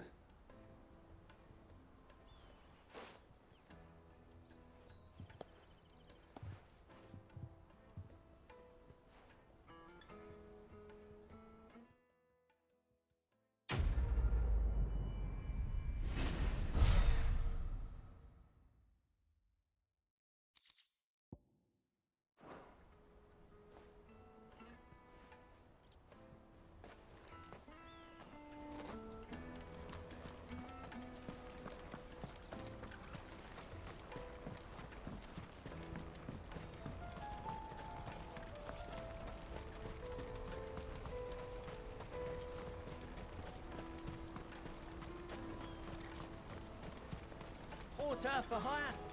Best service. That's that then. Daddy! There are no crystals here. What do you want? I've no coin on me. Just information. Has a sellsword passed through here? Grey hair. Now you mention it. There was a young man with salt in his mane sneaking around out there a while back. Which way did he go? How am I supposed to know? Buggered off down the road, I expect. Now why don't you do the same and leave me be?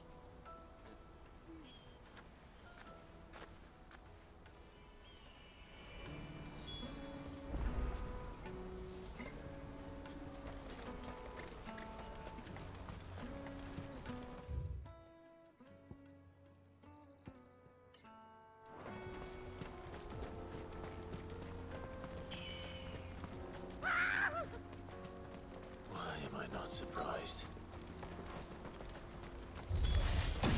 You'll hand over your coins.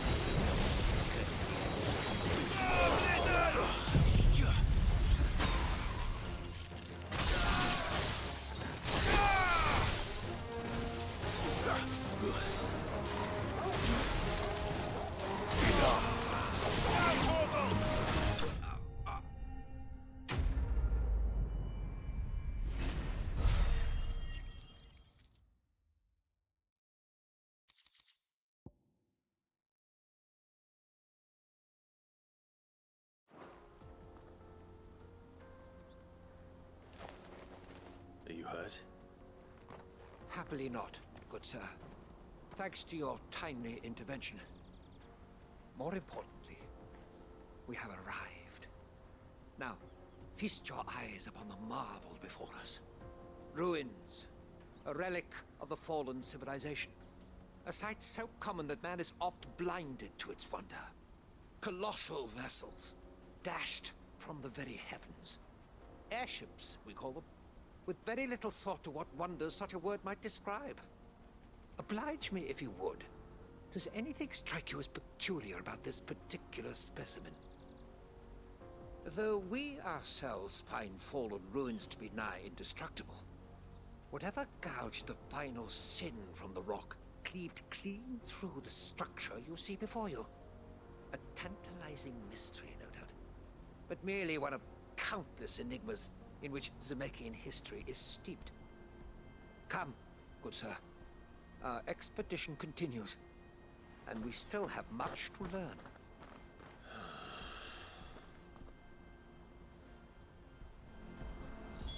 He's passionate. I'll give him that.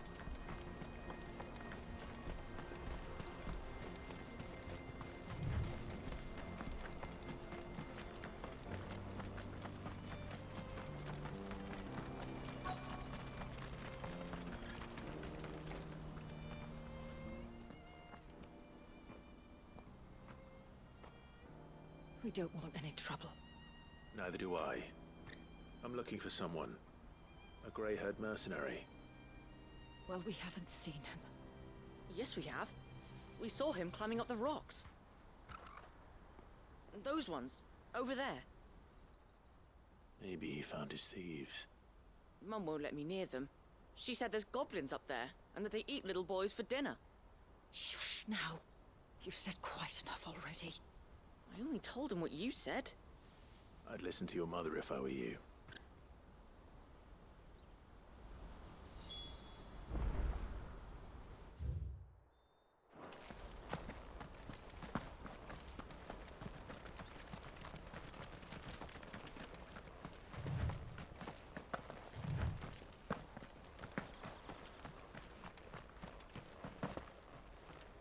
Did Joseph's thieves really lug their stolen wares all the way out here?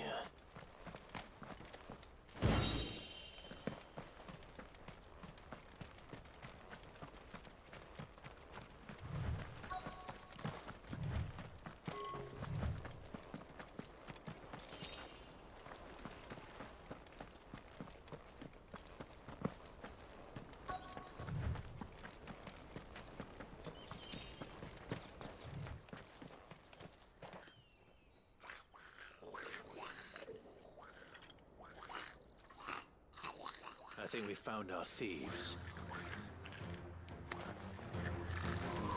They don't look happy to see me.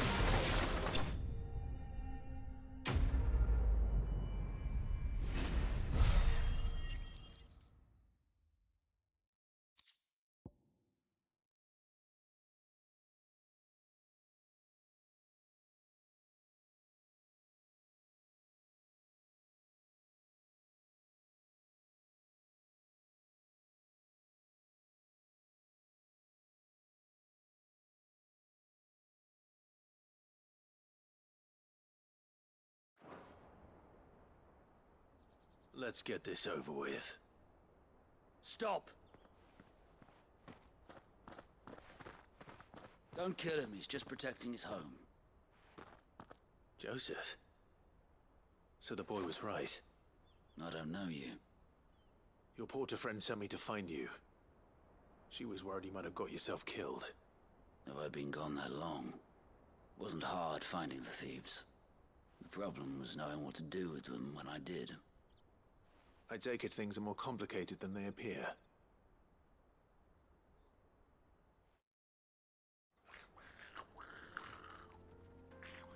I'd all but ruled out bandits before I even left the market.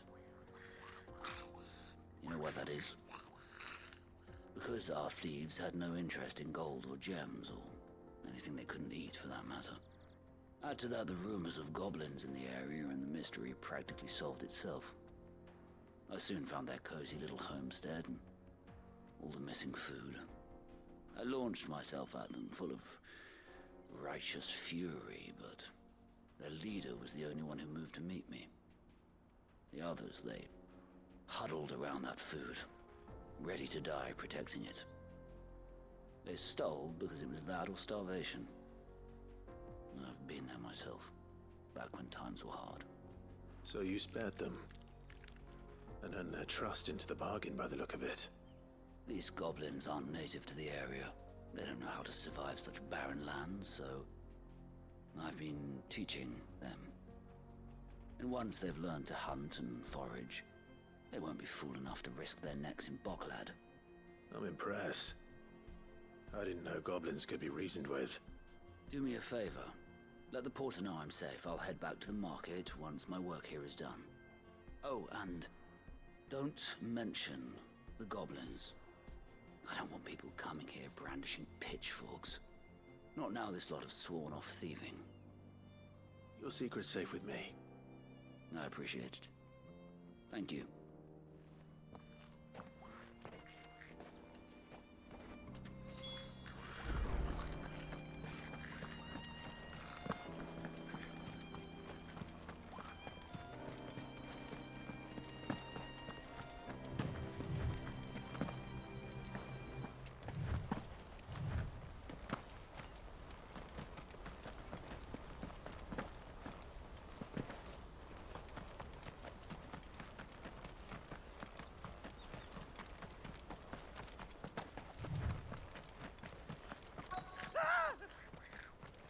None. All right then. Who's first?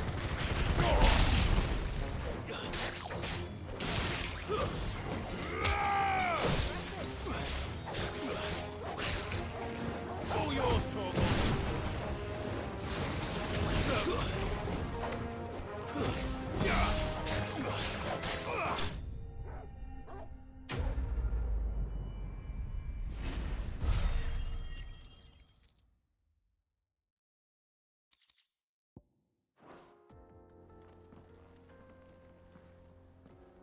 You're going to get yourself killed. Oh, that would not do. That would not do at all. Not when such majesty stretches out before us. Behold, the final sin in all its glory. As Moss tells us, a battle was fought here in ancient times. A battle of such ferocity that it tore a great crater in the very land upon which it was waged. In reaching for their holy sanctum, did man enrage the gods, and great was the vengeance that was rained down upon him. Alas, the full truth of the matter is lost to time, though I live in hope that I might see it discovered. But we must not dwell upon such things. There is more yet to see. Onward! History awaits!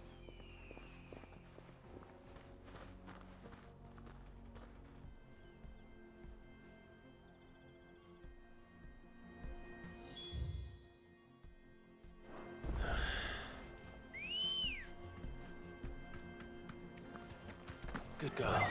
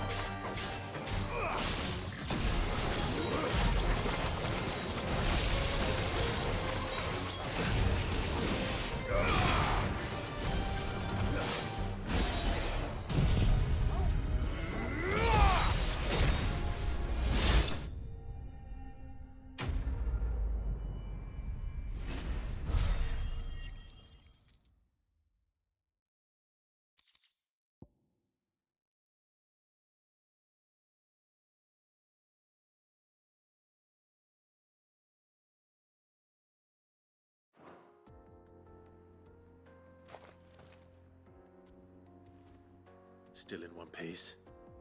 It would seem so. Once more, I am in your debt. And once more, you impress me with your prowess. These were no ordinary foes, but ones we in the field call echoes.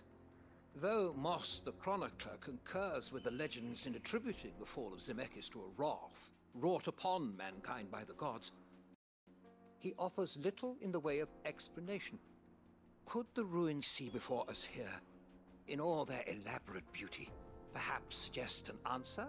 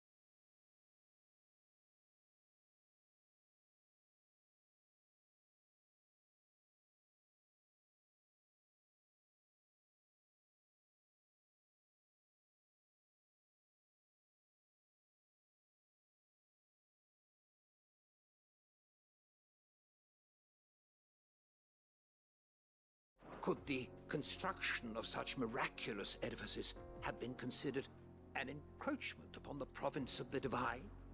Alas, all is mere speculation. But one day, perhaps, I will learn the truth. Not if you keep running headfirst into trouble. You are right, of course. And not only have you plucked me repeatedly from the jaws of death, you have proven yourself a willing audience to my ramblings. Glad to help, but didn't you say you came here to investigate something? I fear I may have rather overstated the case on that front. In truth, a captive ear was all I really desired. You see, even my fellow scholars have grown somewhat weary of my musings of late. And so I came upon the idea of purchasing a companion. A captive audience, if you will. That's what this was all about. I am afraid so. And now, my good man, it is high time we returned whence we came. Fine. Just don't go running off this time.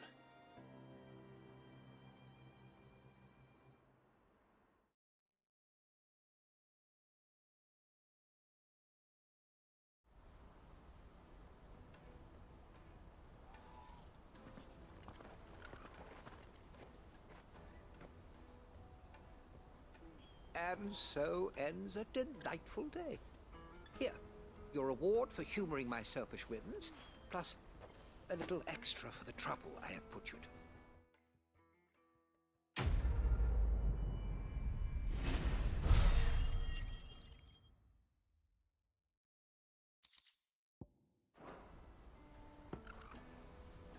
Truly, knowledge is a gift all the greater when shared.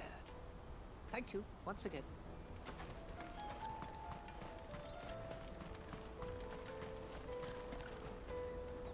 Joseph's fine. We'll be back once he's tied up a few loose ends. That's a weight off my shoulders. He certainly knows his business. You found your thieves all right. And I dare say they won't be coming back. A good man to have around, that Joseph. And if he says there'll be no more thieving, that's good enough for me.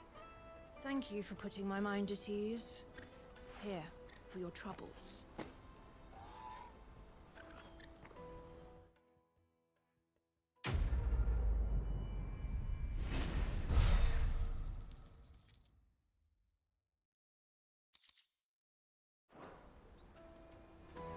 No doubt Joseph had quite the adventure.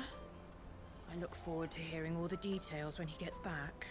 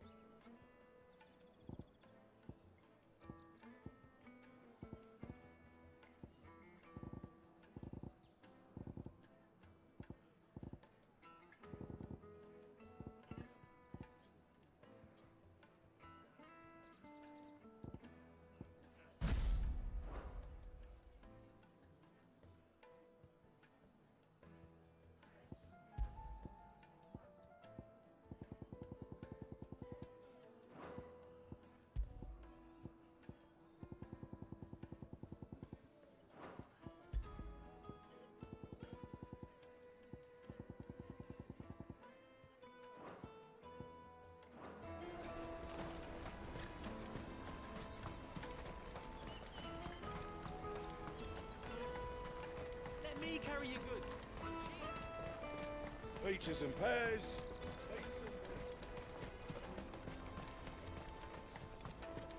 Come on, come on! Juicy pears! Slake your thirst! What I really want.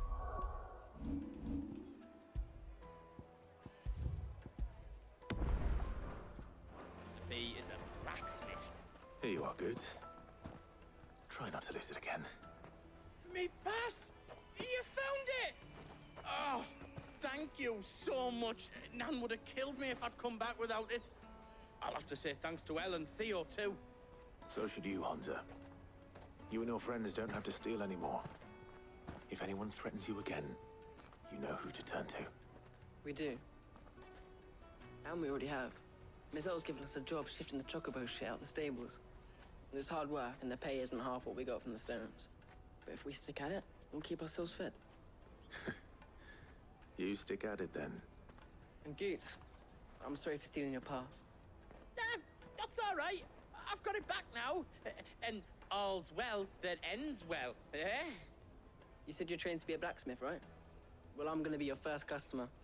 I'm gonna save up all my gil and get you to make me a massive sword. I'll do me best. Till then, eh?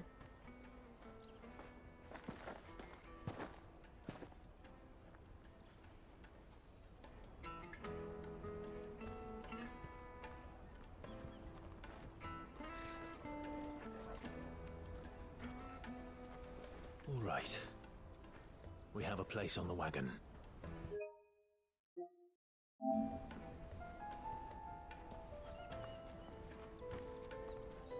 Remember, Goots, we're mercenaries. You hired us to protect you. But mercenaries. And you remember the plan? You're to ride all the way to Twinside. Jill and I will go with you as far as the outskirts, then find our own way in. I'll buy that stuff I need. Right. And we'll scout out the Imperial's defenses. There's a square with a big bell tower right in the middle of town. If you get lost, or out goes wrong, we can meet up there. All right. Let's go.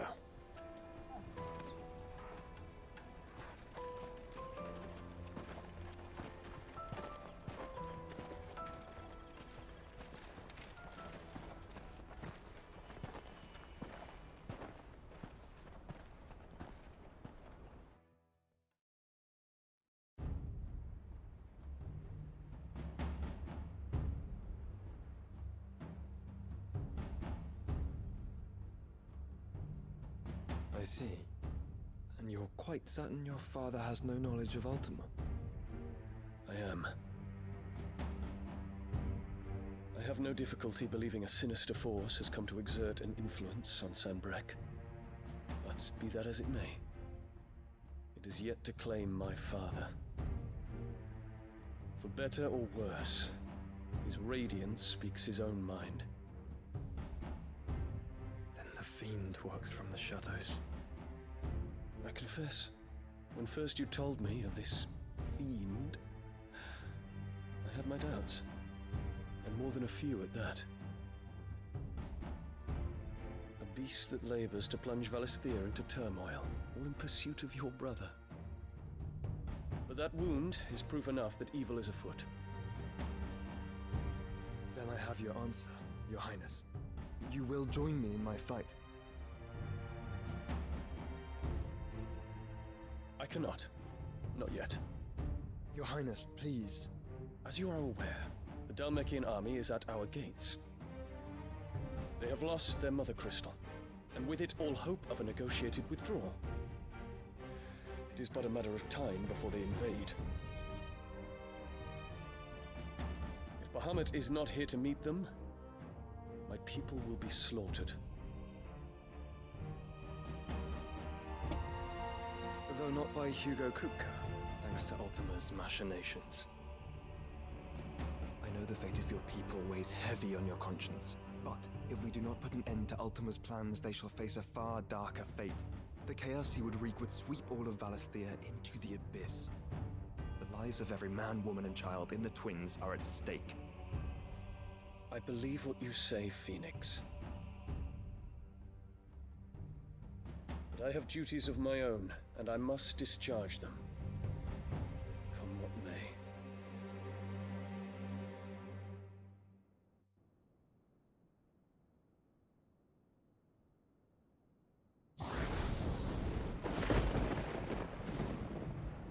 What do you know of my blood?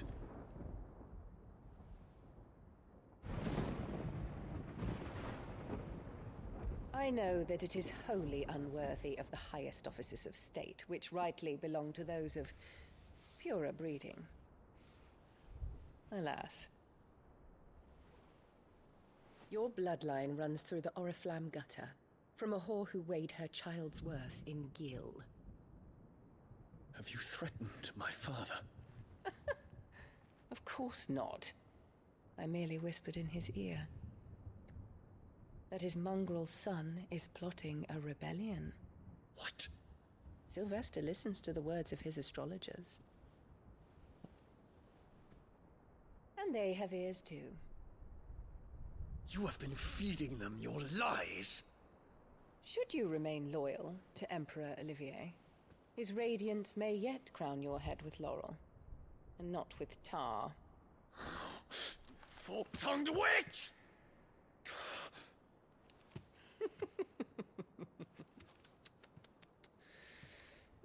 In consideration of your long years of service to the Empire, I shall forgive this uncharacteristic rudeness. Now hurry and make ready, Your Imperial Highness. Emperor Olivier expects much of you, Dion. Or should I say, of Bahamut.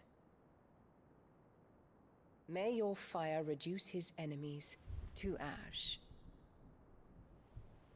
till all of Valisthea bows to its rightful ruler.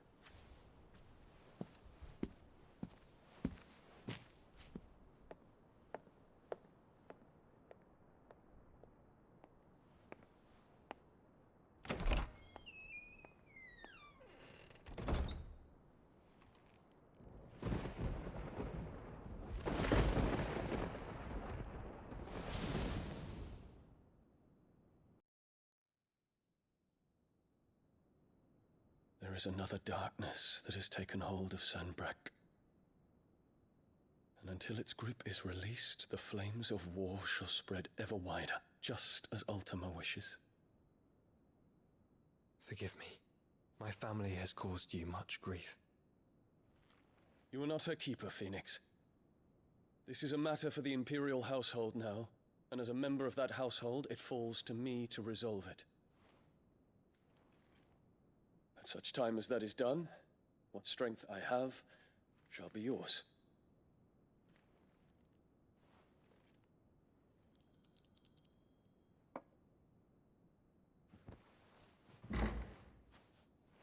Thank you, Your Highness.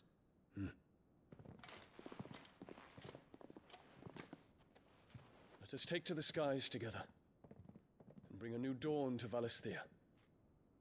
I should like nothing more.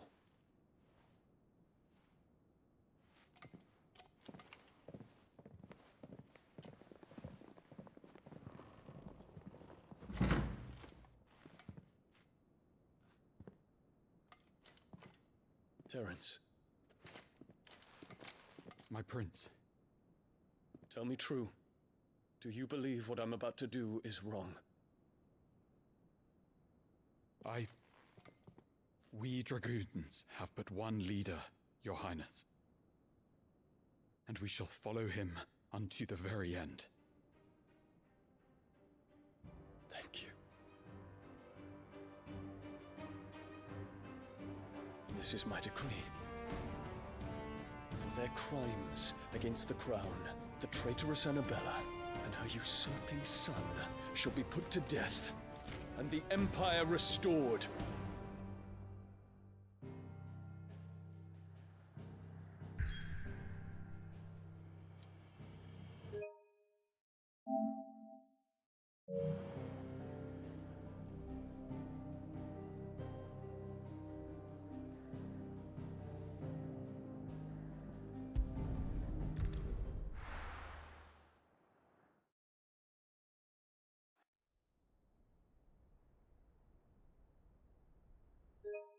Hey!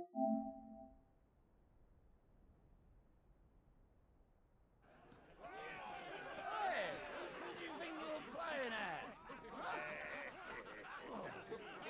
I'm trying to stop you getting eaten by a fucking wolf, that's what.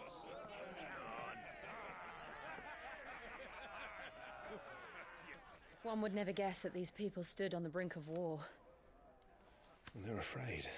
They turn to drink to forget their fears. Anything you want to forget?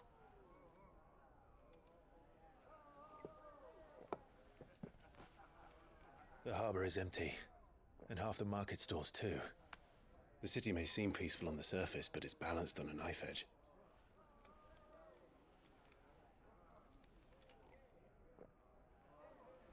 Were we to give it a nudge, it might be just the distraction we need to reach the Mother Crystal. I thought you might say that. We should send for Gav. We'll need someone to keep the fires we start from going out. And we can busy ourselves scheming until he gets here. I'll send a Stolas then.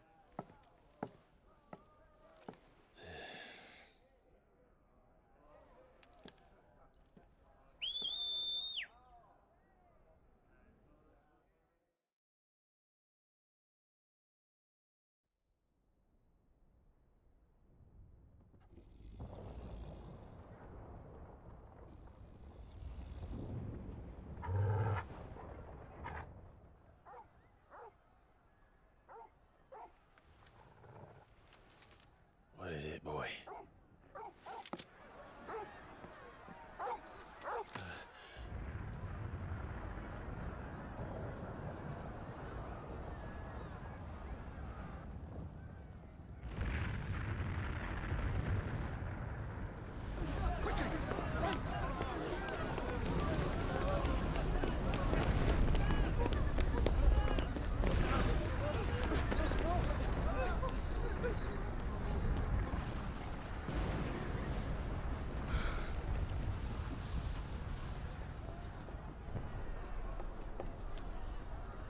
What's happening?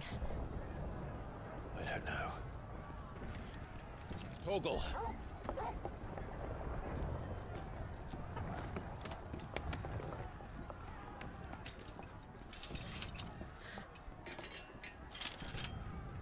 This way.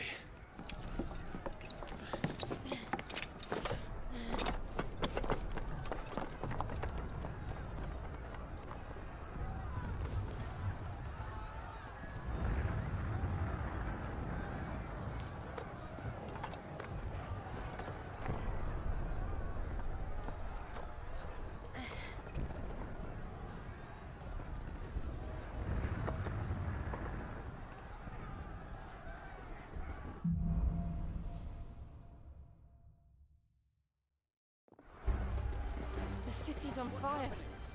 I'm sure Boots is fine. He'll be making for the square. The one with the bell tower. In the middle of town, right?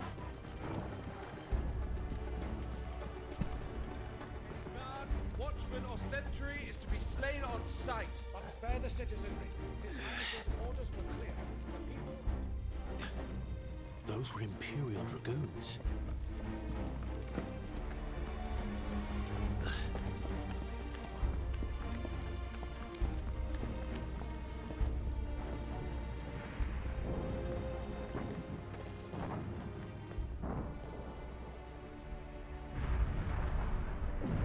What in the hell is going on? Let's go and see. Right.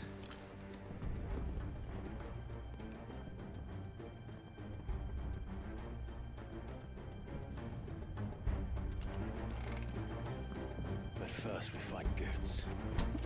I just hope he's all right. You there! Identify yourself! We have to.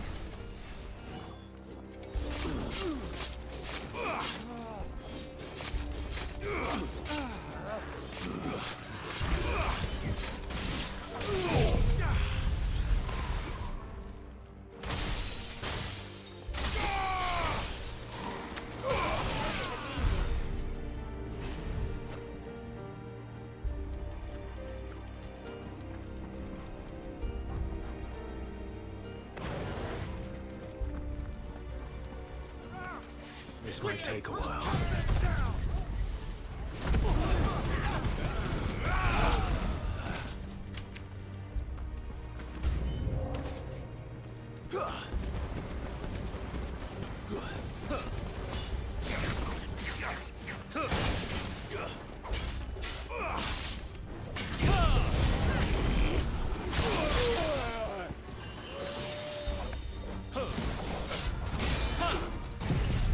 That hurt, Torgal.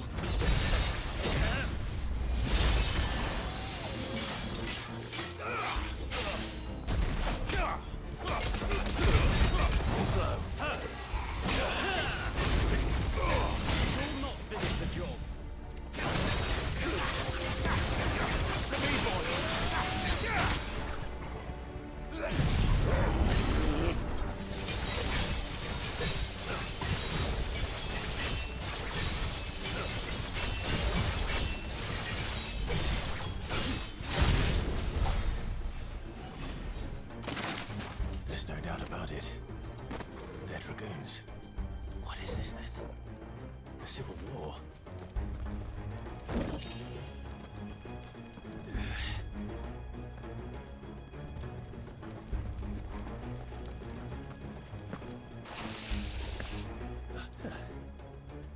Never thought I'd be glad to fall into a sewer.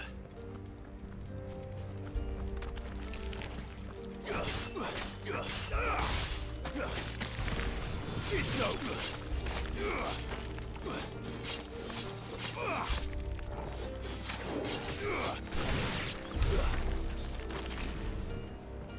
Ward secured, Captain. None of the Emperor's forces remain. They gather the men. You press on to the council chambers. Yes, Captain. What of the men and women in the market district? The evacuation is complete, Captain. Good. Then all that remains, keep Rome to protect that.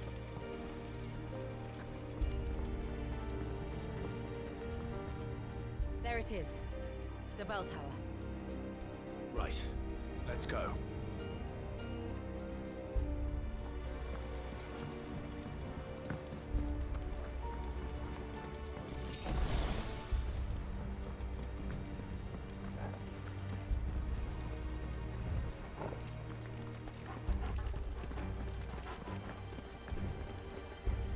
Ah, no goods left.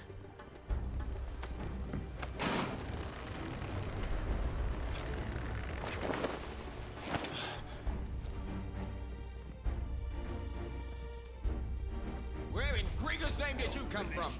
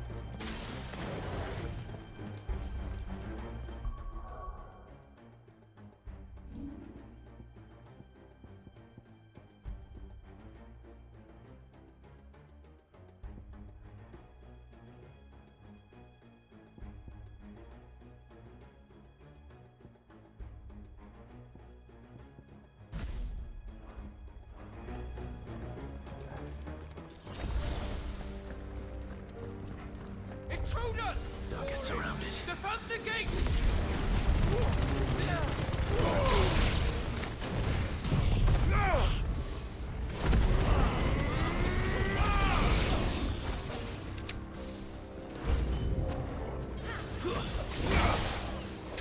Over here!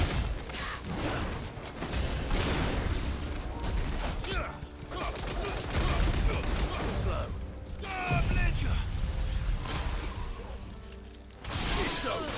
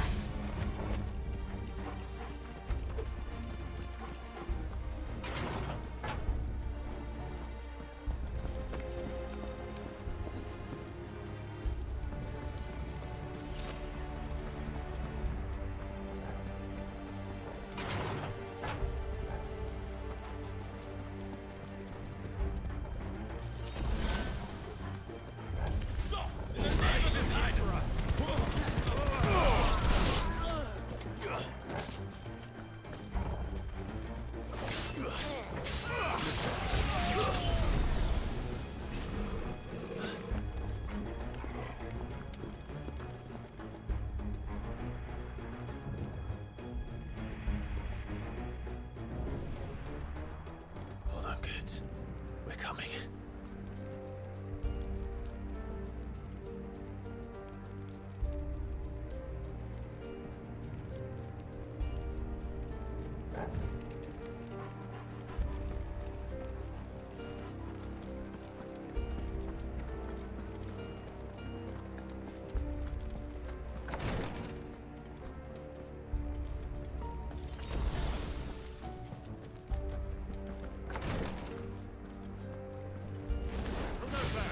In the prince's name, none shall pass!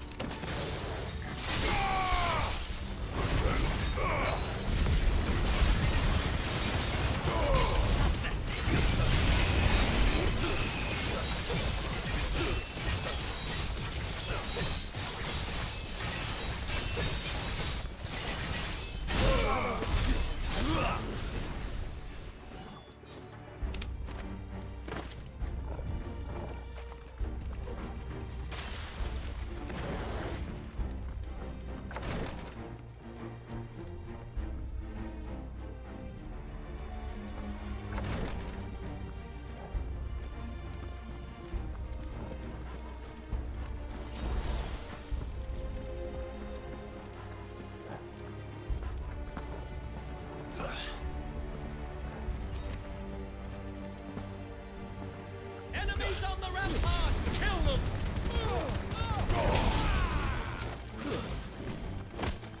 You're finished.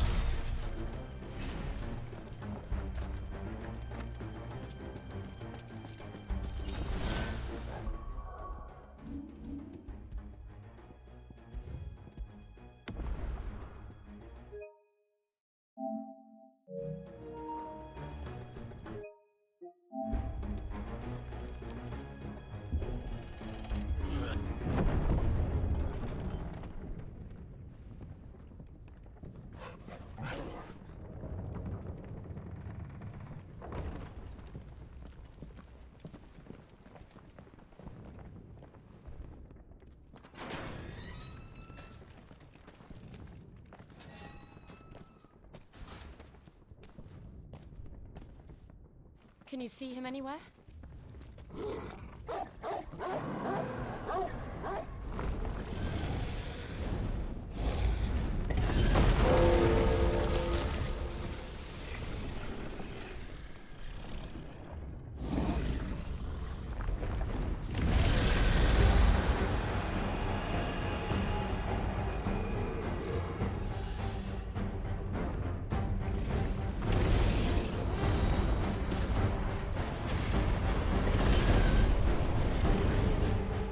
It must be one of the Dragoon's pets.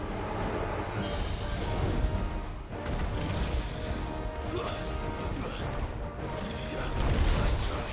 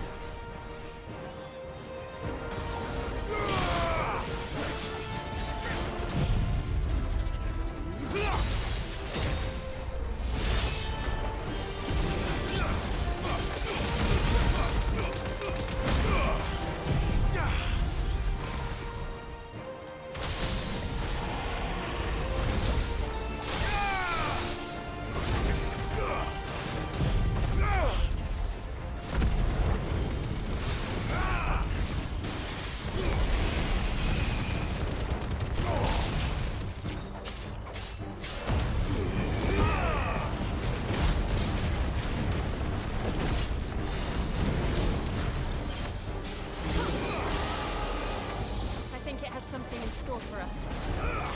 Get ready to move. Nice try.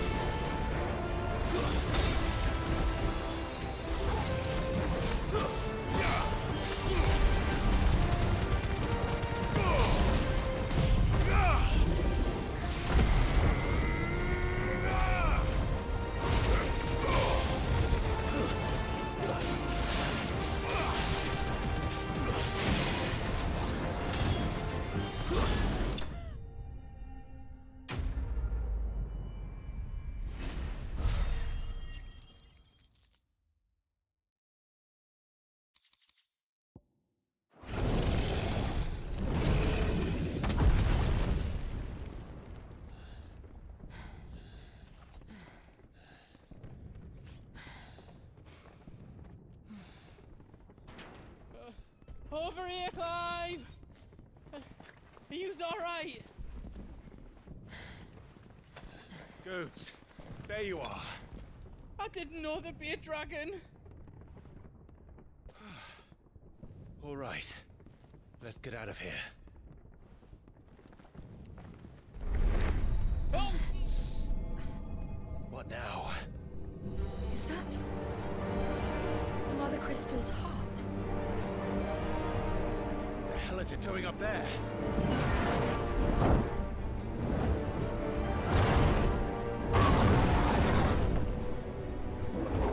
Bahamut.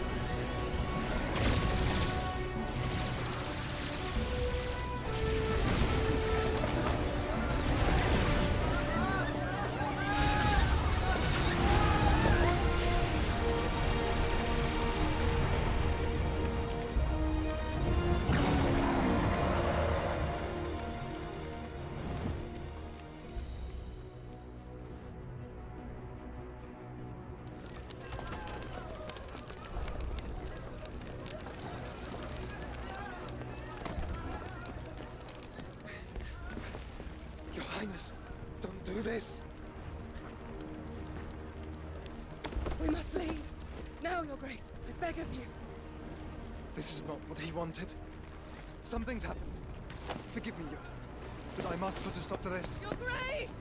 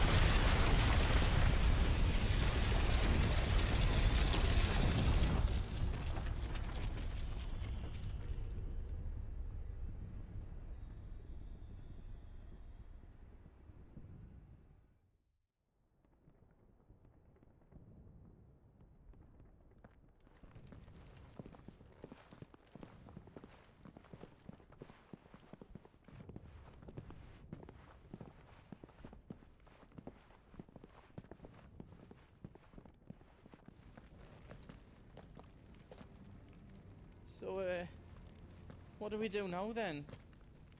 We destroy the heart. We might come back! As soon as the flames die down, the Imperials and the Dalmex will move in. This may be our only chance. And Bahamut has gone for now. You should get as far away as you can, Goots.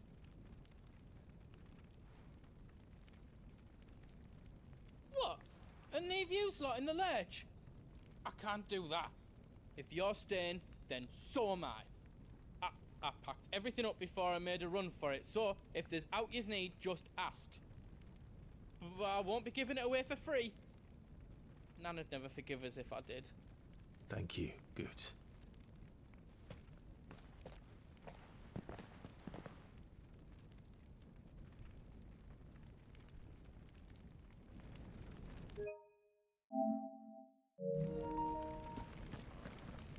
What can I do for yous?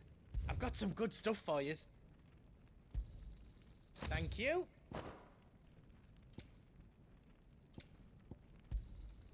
Righto, here you go. Thank you. Righto, here you go. Is there else you need?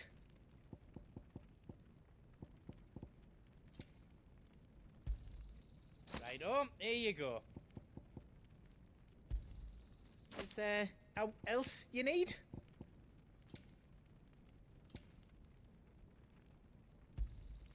Righto, here you go.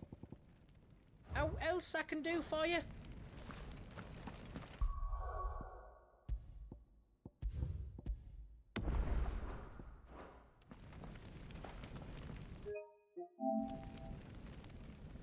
Drake's tail is right there, Clive. It's time to free Storm from the Crystal's curse. Oh, it's past time. But remember, Bahamut is still out there. And I dare say we'll be seeing him again before the night is done.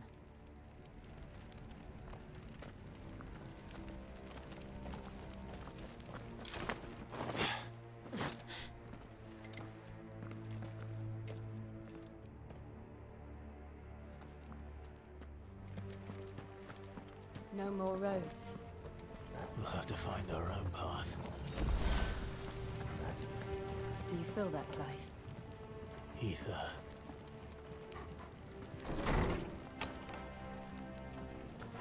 Just what we need. Another flood. Already turned them. But there's no reason to hold back.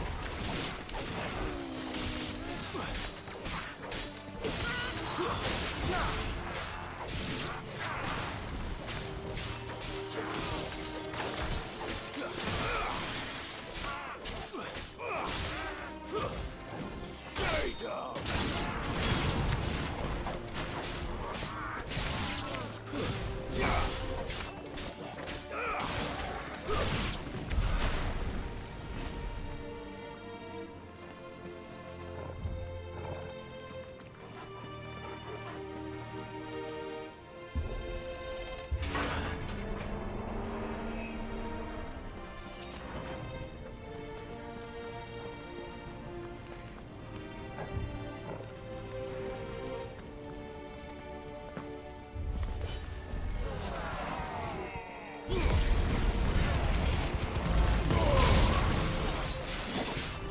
Nice try.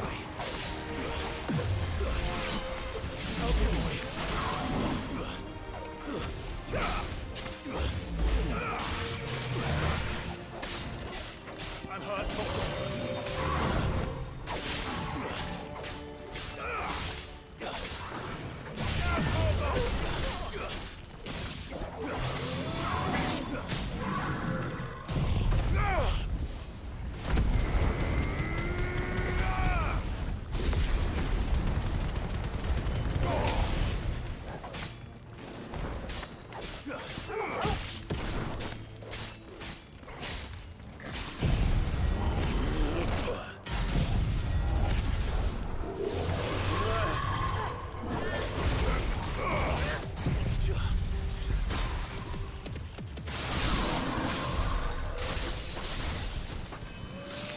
There must be a way to climb up.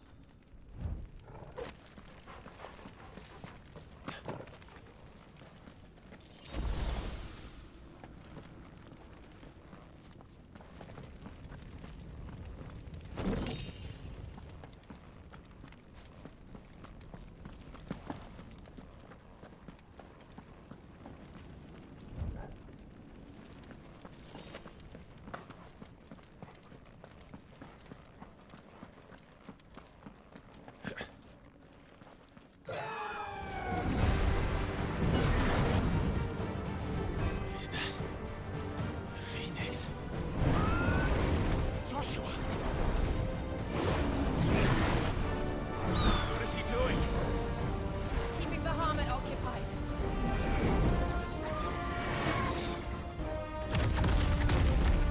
Joshua! Joshua!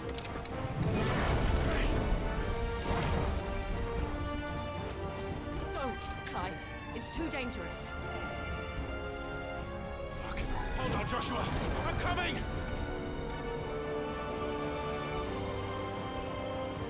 We have to save him. And we will. We just need to keep moving.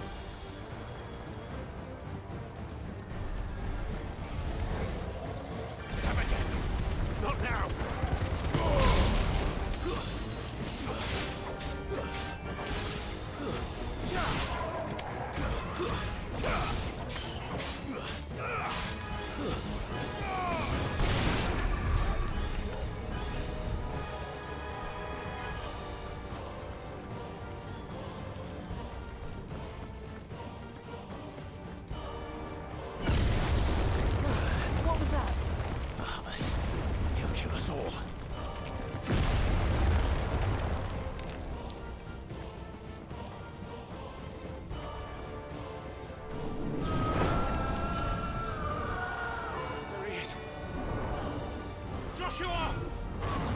I'm here, brother! Clive. He can't hear you. Joshua! They're heading for the heart. And so should we.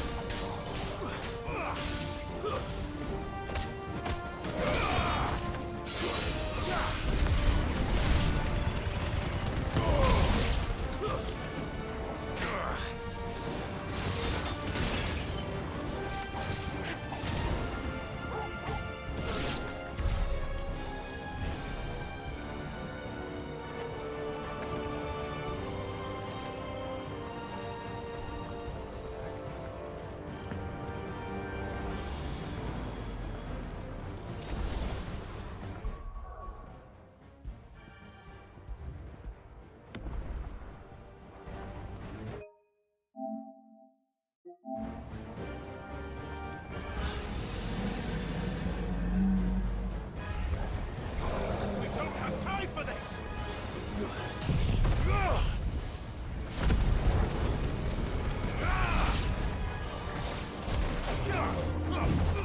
Nice try.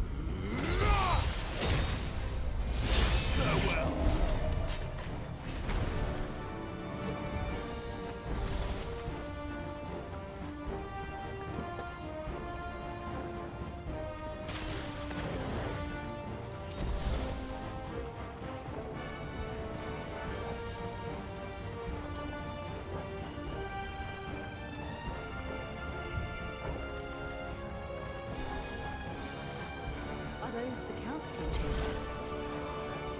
How are they still standing? I don't know.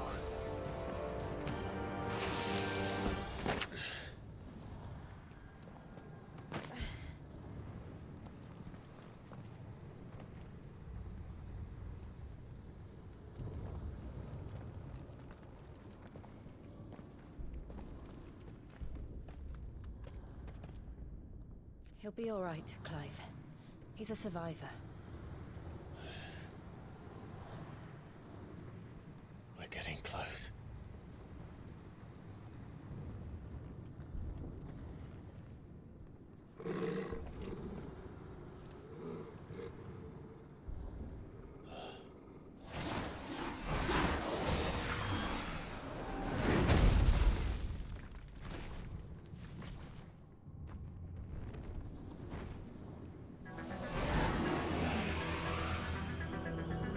Looks like somebody doesn't want us getting any closer. I don't care what it wants.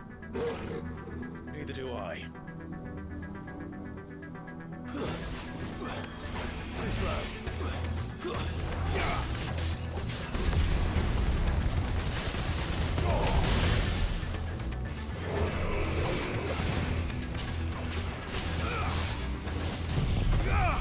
That hurt, Torgal.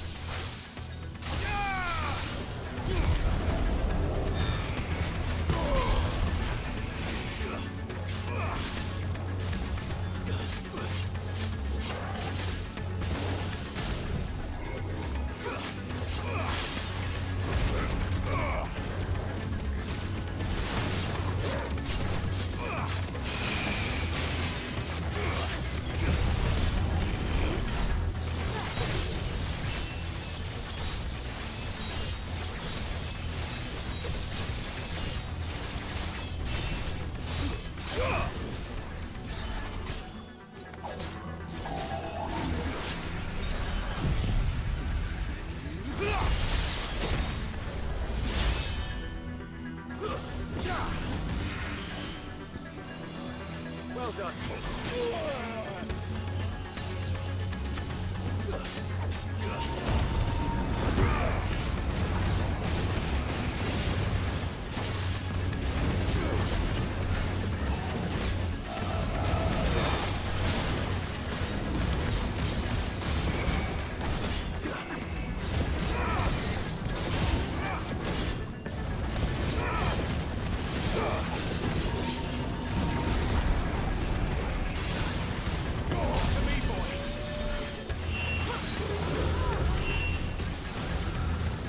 I don't want to know what that is. We have to end this right now.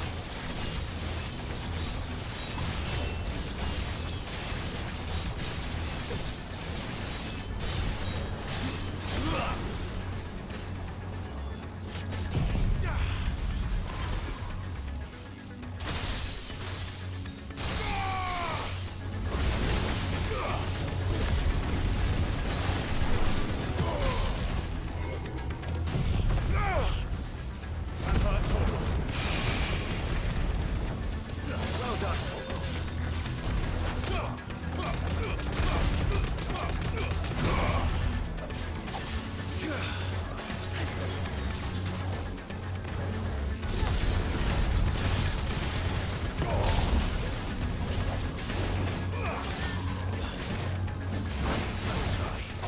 To me, boy!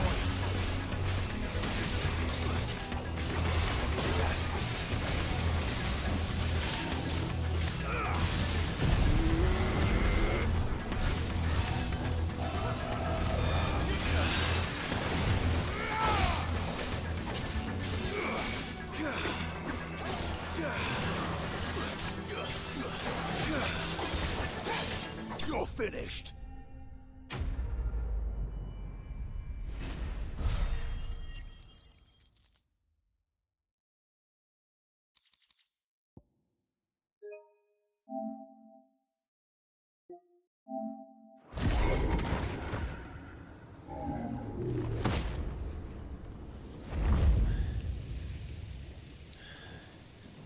These beasts. They're getting stronger. We can think about them later. Right now, there's only one thing we need to focus on. The heart.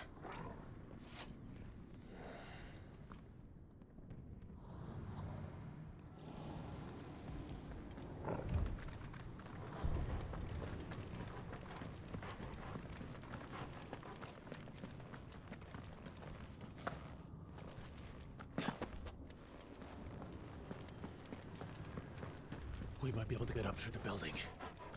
It's worth a try.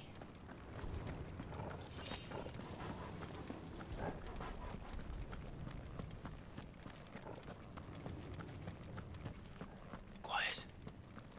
There's someone up there.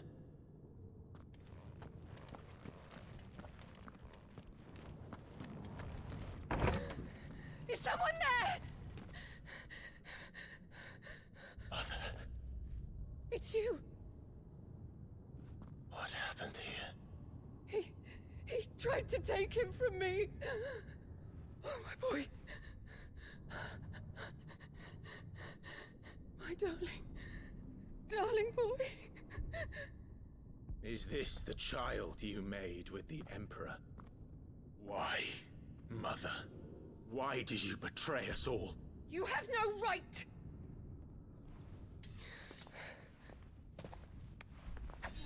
Answer him.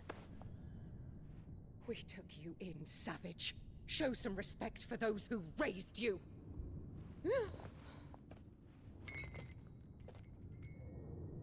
Honorable Elwyn, always thinking of his precious homeland. But what worth is a homeland in a world beset by the Blight? Father did not seek to protect his country. He sought to protect his people. A leader's duty is not to protect his people. It is to protect the source of his sovereignty. The noble blood that runs in his family's veins. So long as this bloodline remains unbroken, what does it matter if a nation falls? One can always found another. Unlike him, I did my duty. I preserved my line. I bore a son of the noblest blood, to whom the whole world might kneel. That is why I gave Rosaria to Sambrek, that I might join my line with the Lesages and birth a savior of this benighted land. blessed by both Bahamut and the Phoenix! You sold your country for a child. Why did he need another? You had Joshua. I had nothing. You were always your father's son, so very strong and bold and daring, and yet you failed to awaken. Would that Joshua had been granted 1/10 of your strength? Oh! How the nobles laughed that Elwyn's firstborn was surely the son of a concubine, and my own, not long for this world. The shame of it! The shame of being slandered by one's inferiors! How could you ever know how that feels? It should have been you! Why didn't the Phoenix choose you? Joshua's every waking moment was spent trying to shoulder the burden that you and the Phoenix and the Duchy foisted on him. That's why I became his shield. To help bear the weight. But what did you do? You betrayed your own blood and surrendered your son to his fate! Joshua. My darling boy. I never meant to hurt him. The soldiers' orders were clear. He was to be spared. Why did you survive when the only one I truly cared for died? What? Have you not looked out of the window? Joshua is here! The Phoenix lives on! He's battling Bahamut as we speak!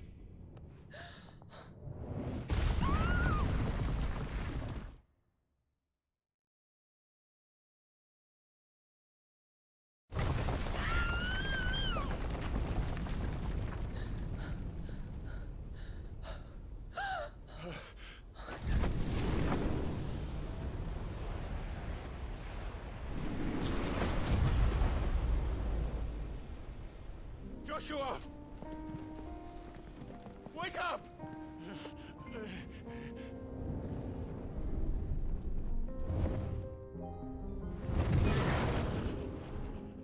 I am a shield of Rosaria.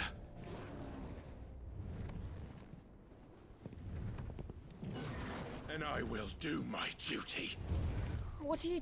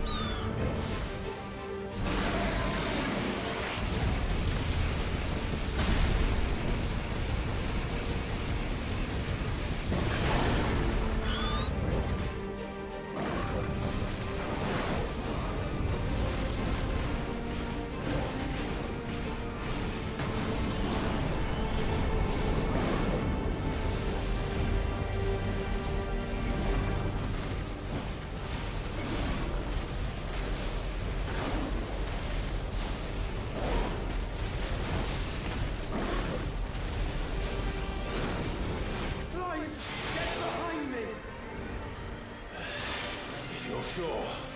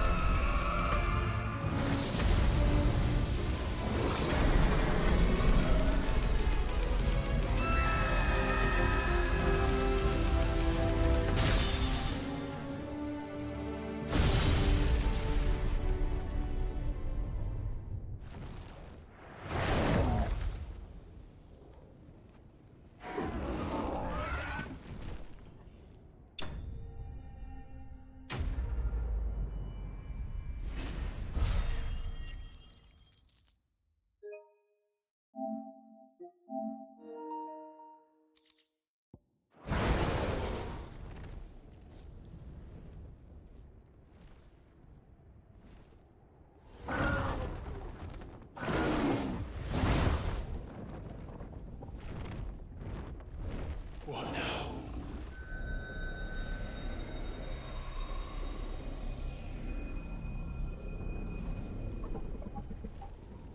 This is drinking the ether. We have to stop him.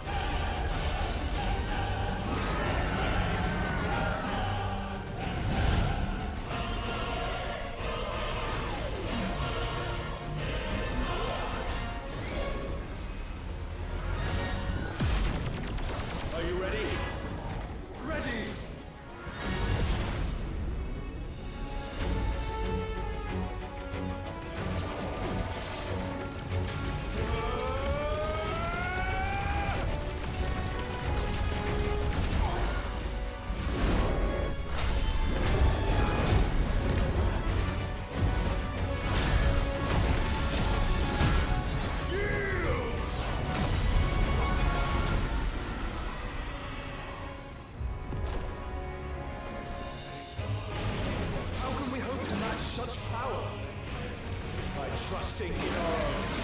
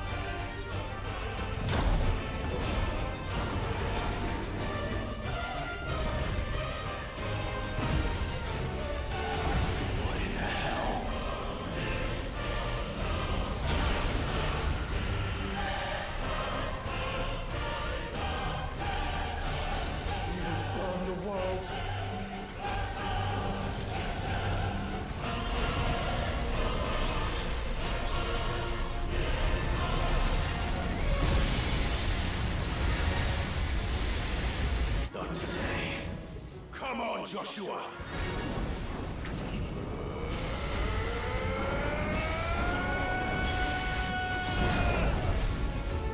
This ends now!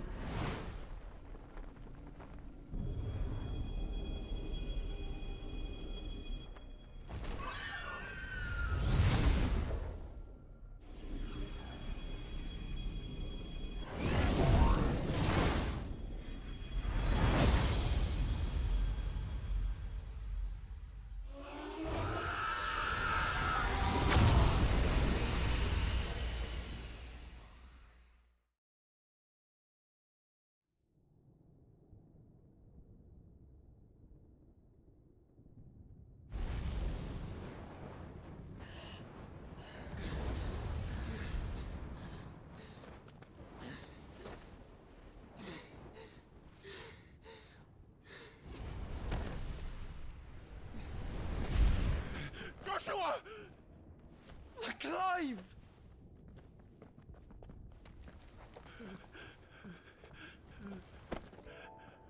My brother. I'm sorry. I'm so sorry. You're alive. We both are. Nothing else matters.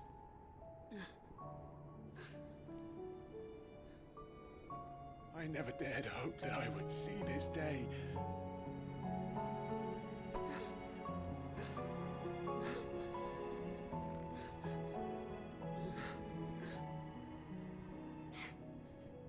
Reunited at last. Jill.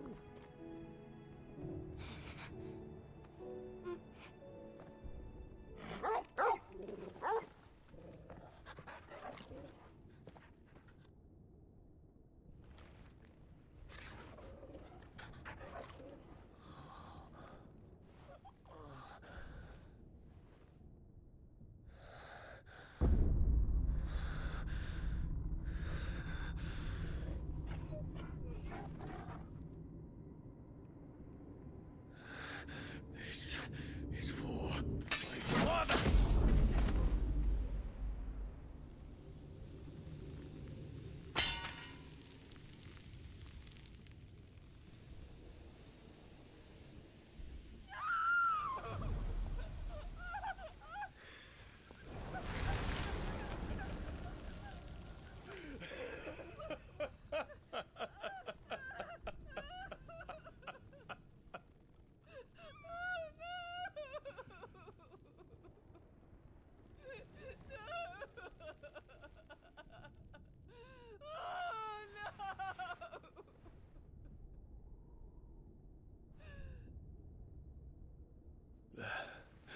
It is done. The demon that would tear our house apart is no more.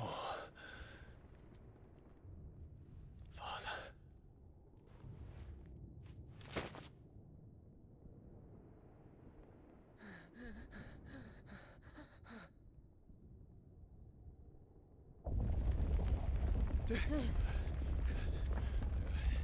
The Mother Crystal.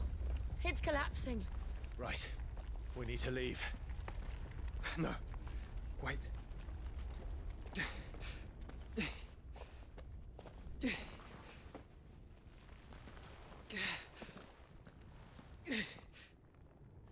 I owe him a debt. Fine.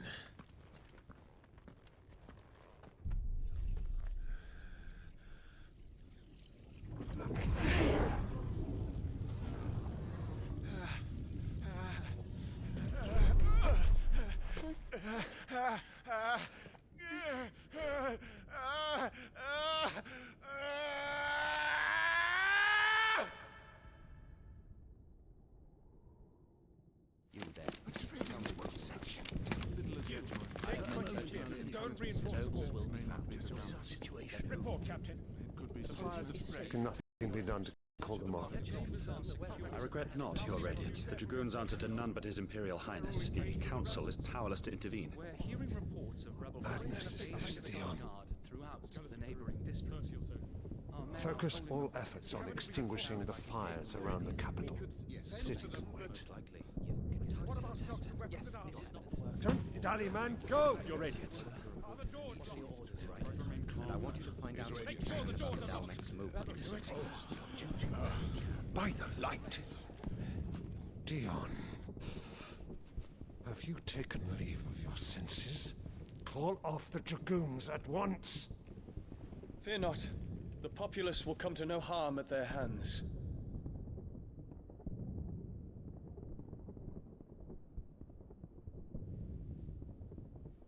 I am here to save you, Father. Save me? A creeping darkness hides in the heart of Sanbreque.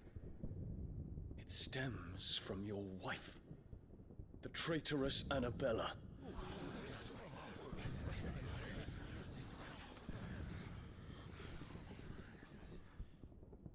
Not another word, Dion. Father, though you may not see it, The darkness has taken hold of you. It has made you forget yourself. But I bid you remember, there was a time when you ruled not with cruelty, but with compassion. Why now do you turn your back on your people? Why now do you seek to stoke the fires of war? You too have borne witness to this change, Your Eminences. And you know, as well as I, who is responsible for it. A puppet now sits upon the throne, but cut his strings, and the Master loses the power! What? Dion, you bear steel before your Emperor? Guards! Take him!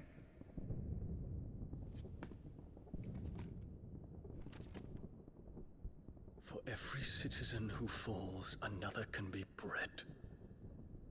For every home that burns, another can be built. Those were your words. But when the last of your citizens has fallen, and all of their homes have been reduced to ash, what will become of your empire, of its rulers, of your god? As the Mother Crystals crumble one by one, and the Blight sweeps in to claim all that we hold dear, our people look to their Emperor for protection. Yet he labors not to secure their futures, but to seize what is left of the twins for himself. Even if it should come at the cost of everything his loyal citizens have labored to build. Dion, you must understand. A small price to pay, is it not? You've been blessed with great power, Dion. Enough to win me the world. So go, claim Valisthea for me, brother.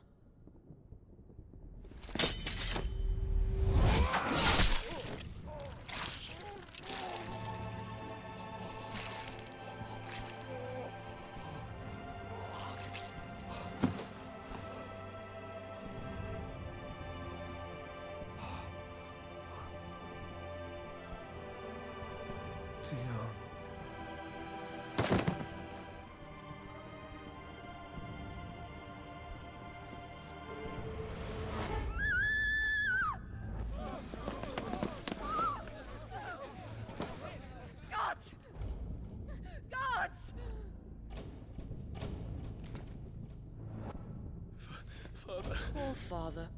How he doted on his children. That he would die to protect me was plain. It was but a matter of when. You planned this? You did well to endure so long. But you broke in the end, as I knew you would. And now Muthos approaches. Put him to the proof. I would see if he breaks. Go, Bahamut. Kinslayer.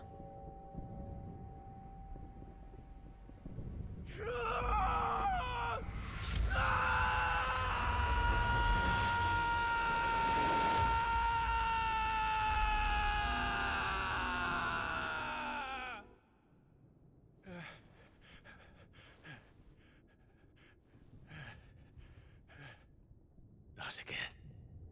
Brother? It's a long story.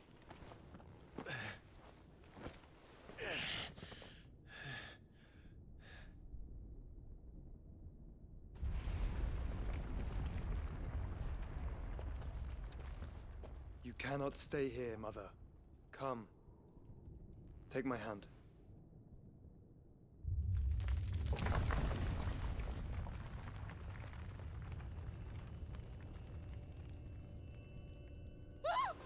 Get away from me! This is all just a dream, just a bad dream! You will not take me, Shadow!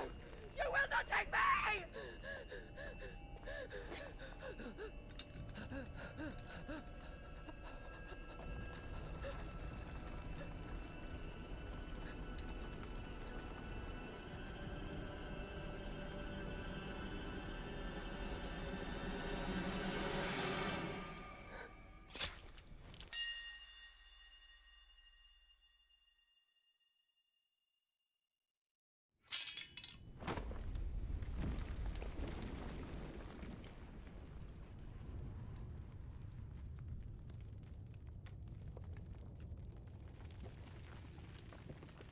Mother.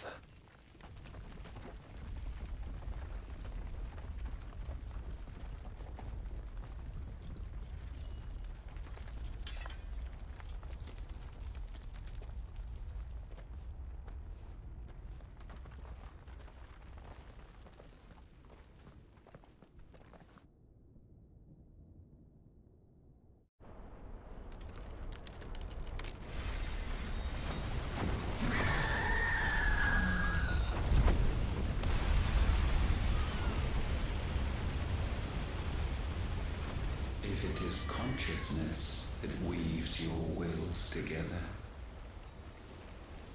consciousness that blurs the boundary between your own will and that of others,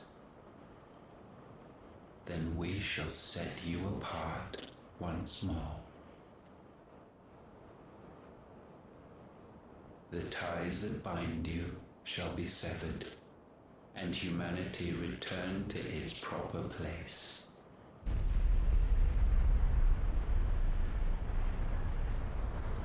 By primogenesis shall a new age of reason begin.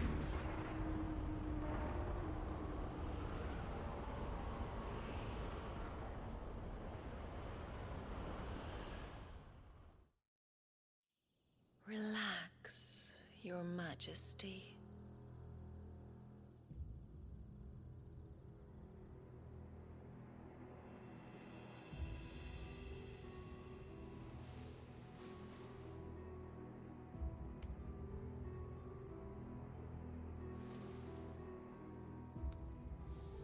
Don't you want to play? It's been a long time. If that is your wish. Men, you are as meek as all the others.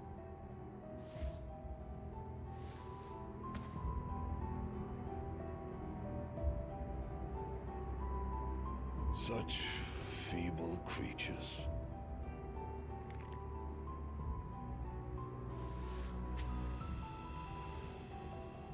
Gifted the power of icons, yet slaves to fickle emotions which usher you to your doom. And so you bind your fragile wills with strands of consciousness. The wretched handiwork of a wretched people. The Sons of Fire were united at last, and for but a moment, their flame burned bright. Soon, Muthos shall become our perfect vessel. And then shall the world be remade. Not before the bonds are severed, of trust, of respect, of love. Only when every strand of consciousness is cut away, may Muthos return to our side. By primogenesis shall all be undone. Mankind shall be rid of his wretchedness, and Muthos of his will.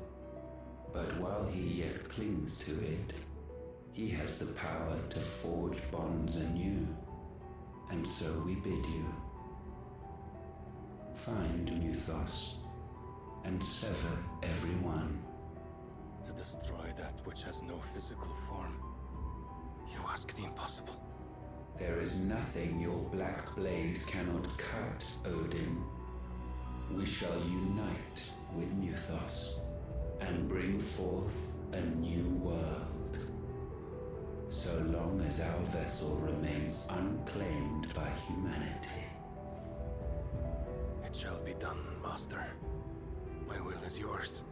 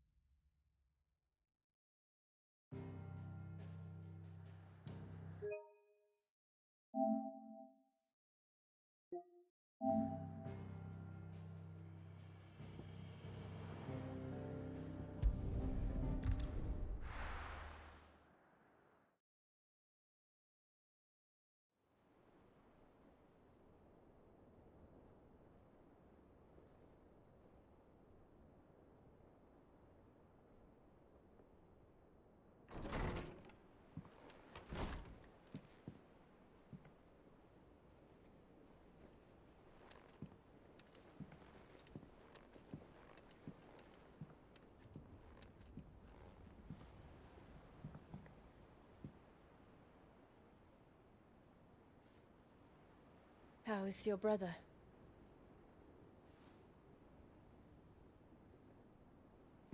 Asleep since I returned from the Dominion. Taya says he should be back on his feet soon enough. For a while, at least.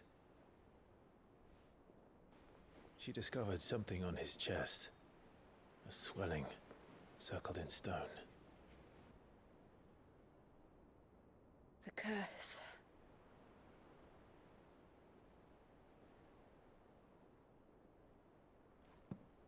For every mountain we climb, another rises up to greet us, doesn't it? It's never ending.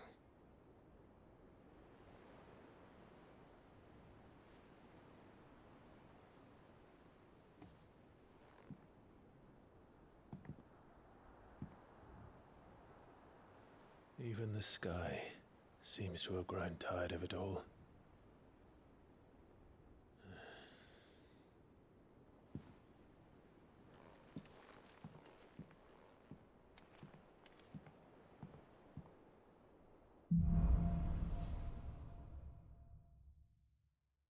Tanya won't be happy if I disturb Joshua. While he rests, I might as well see what Otter has to say.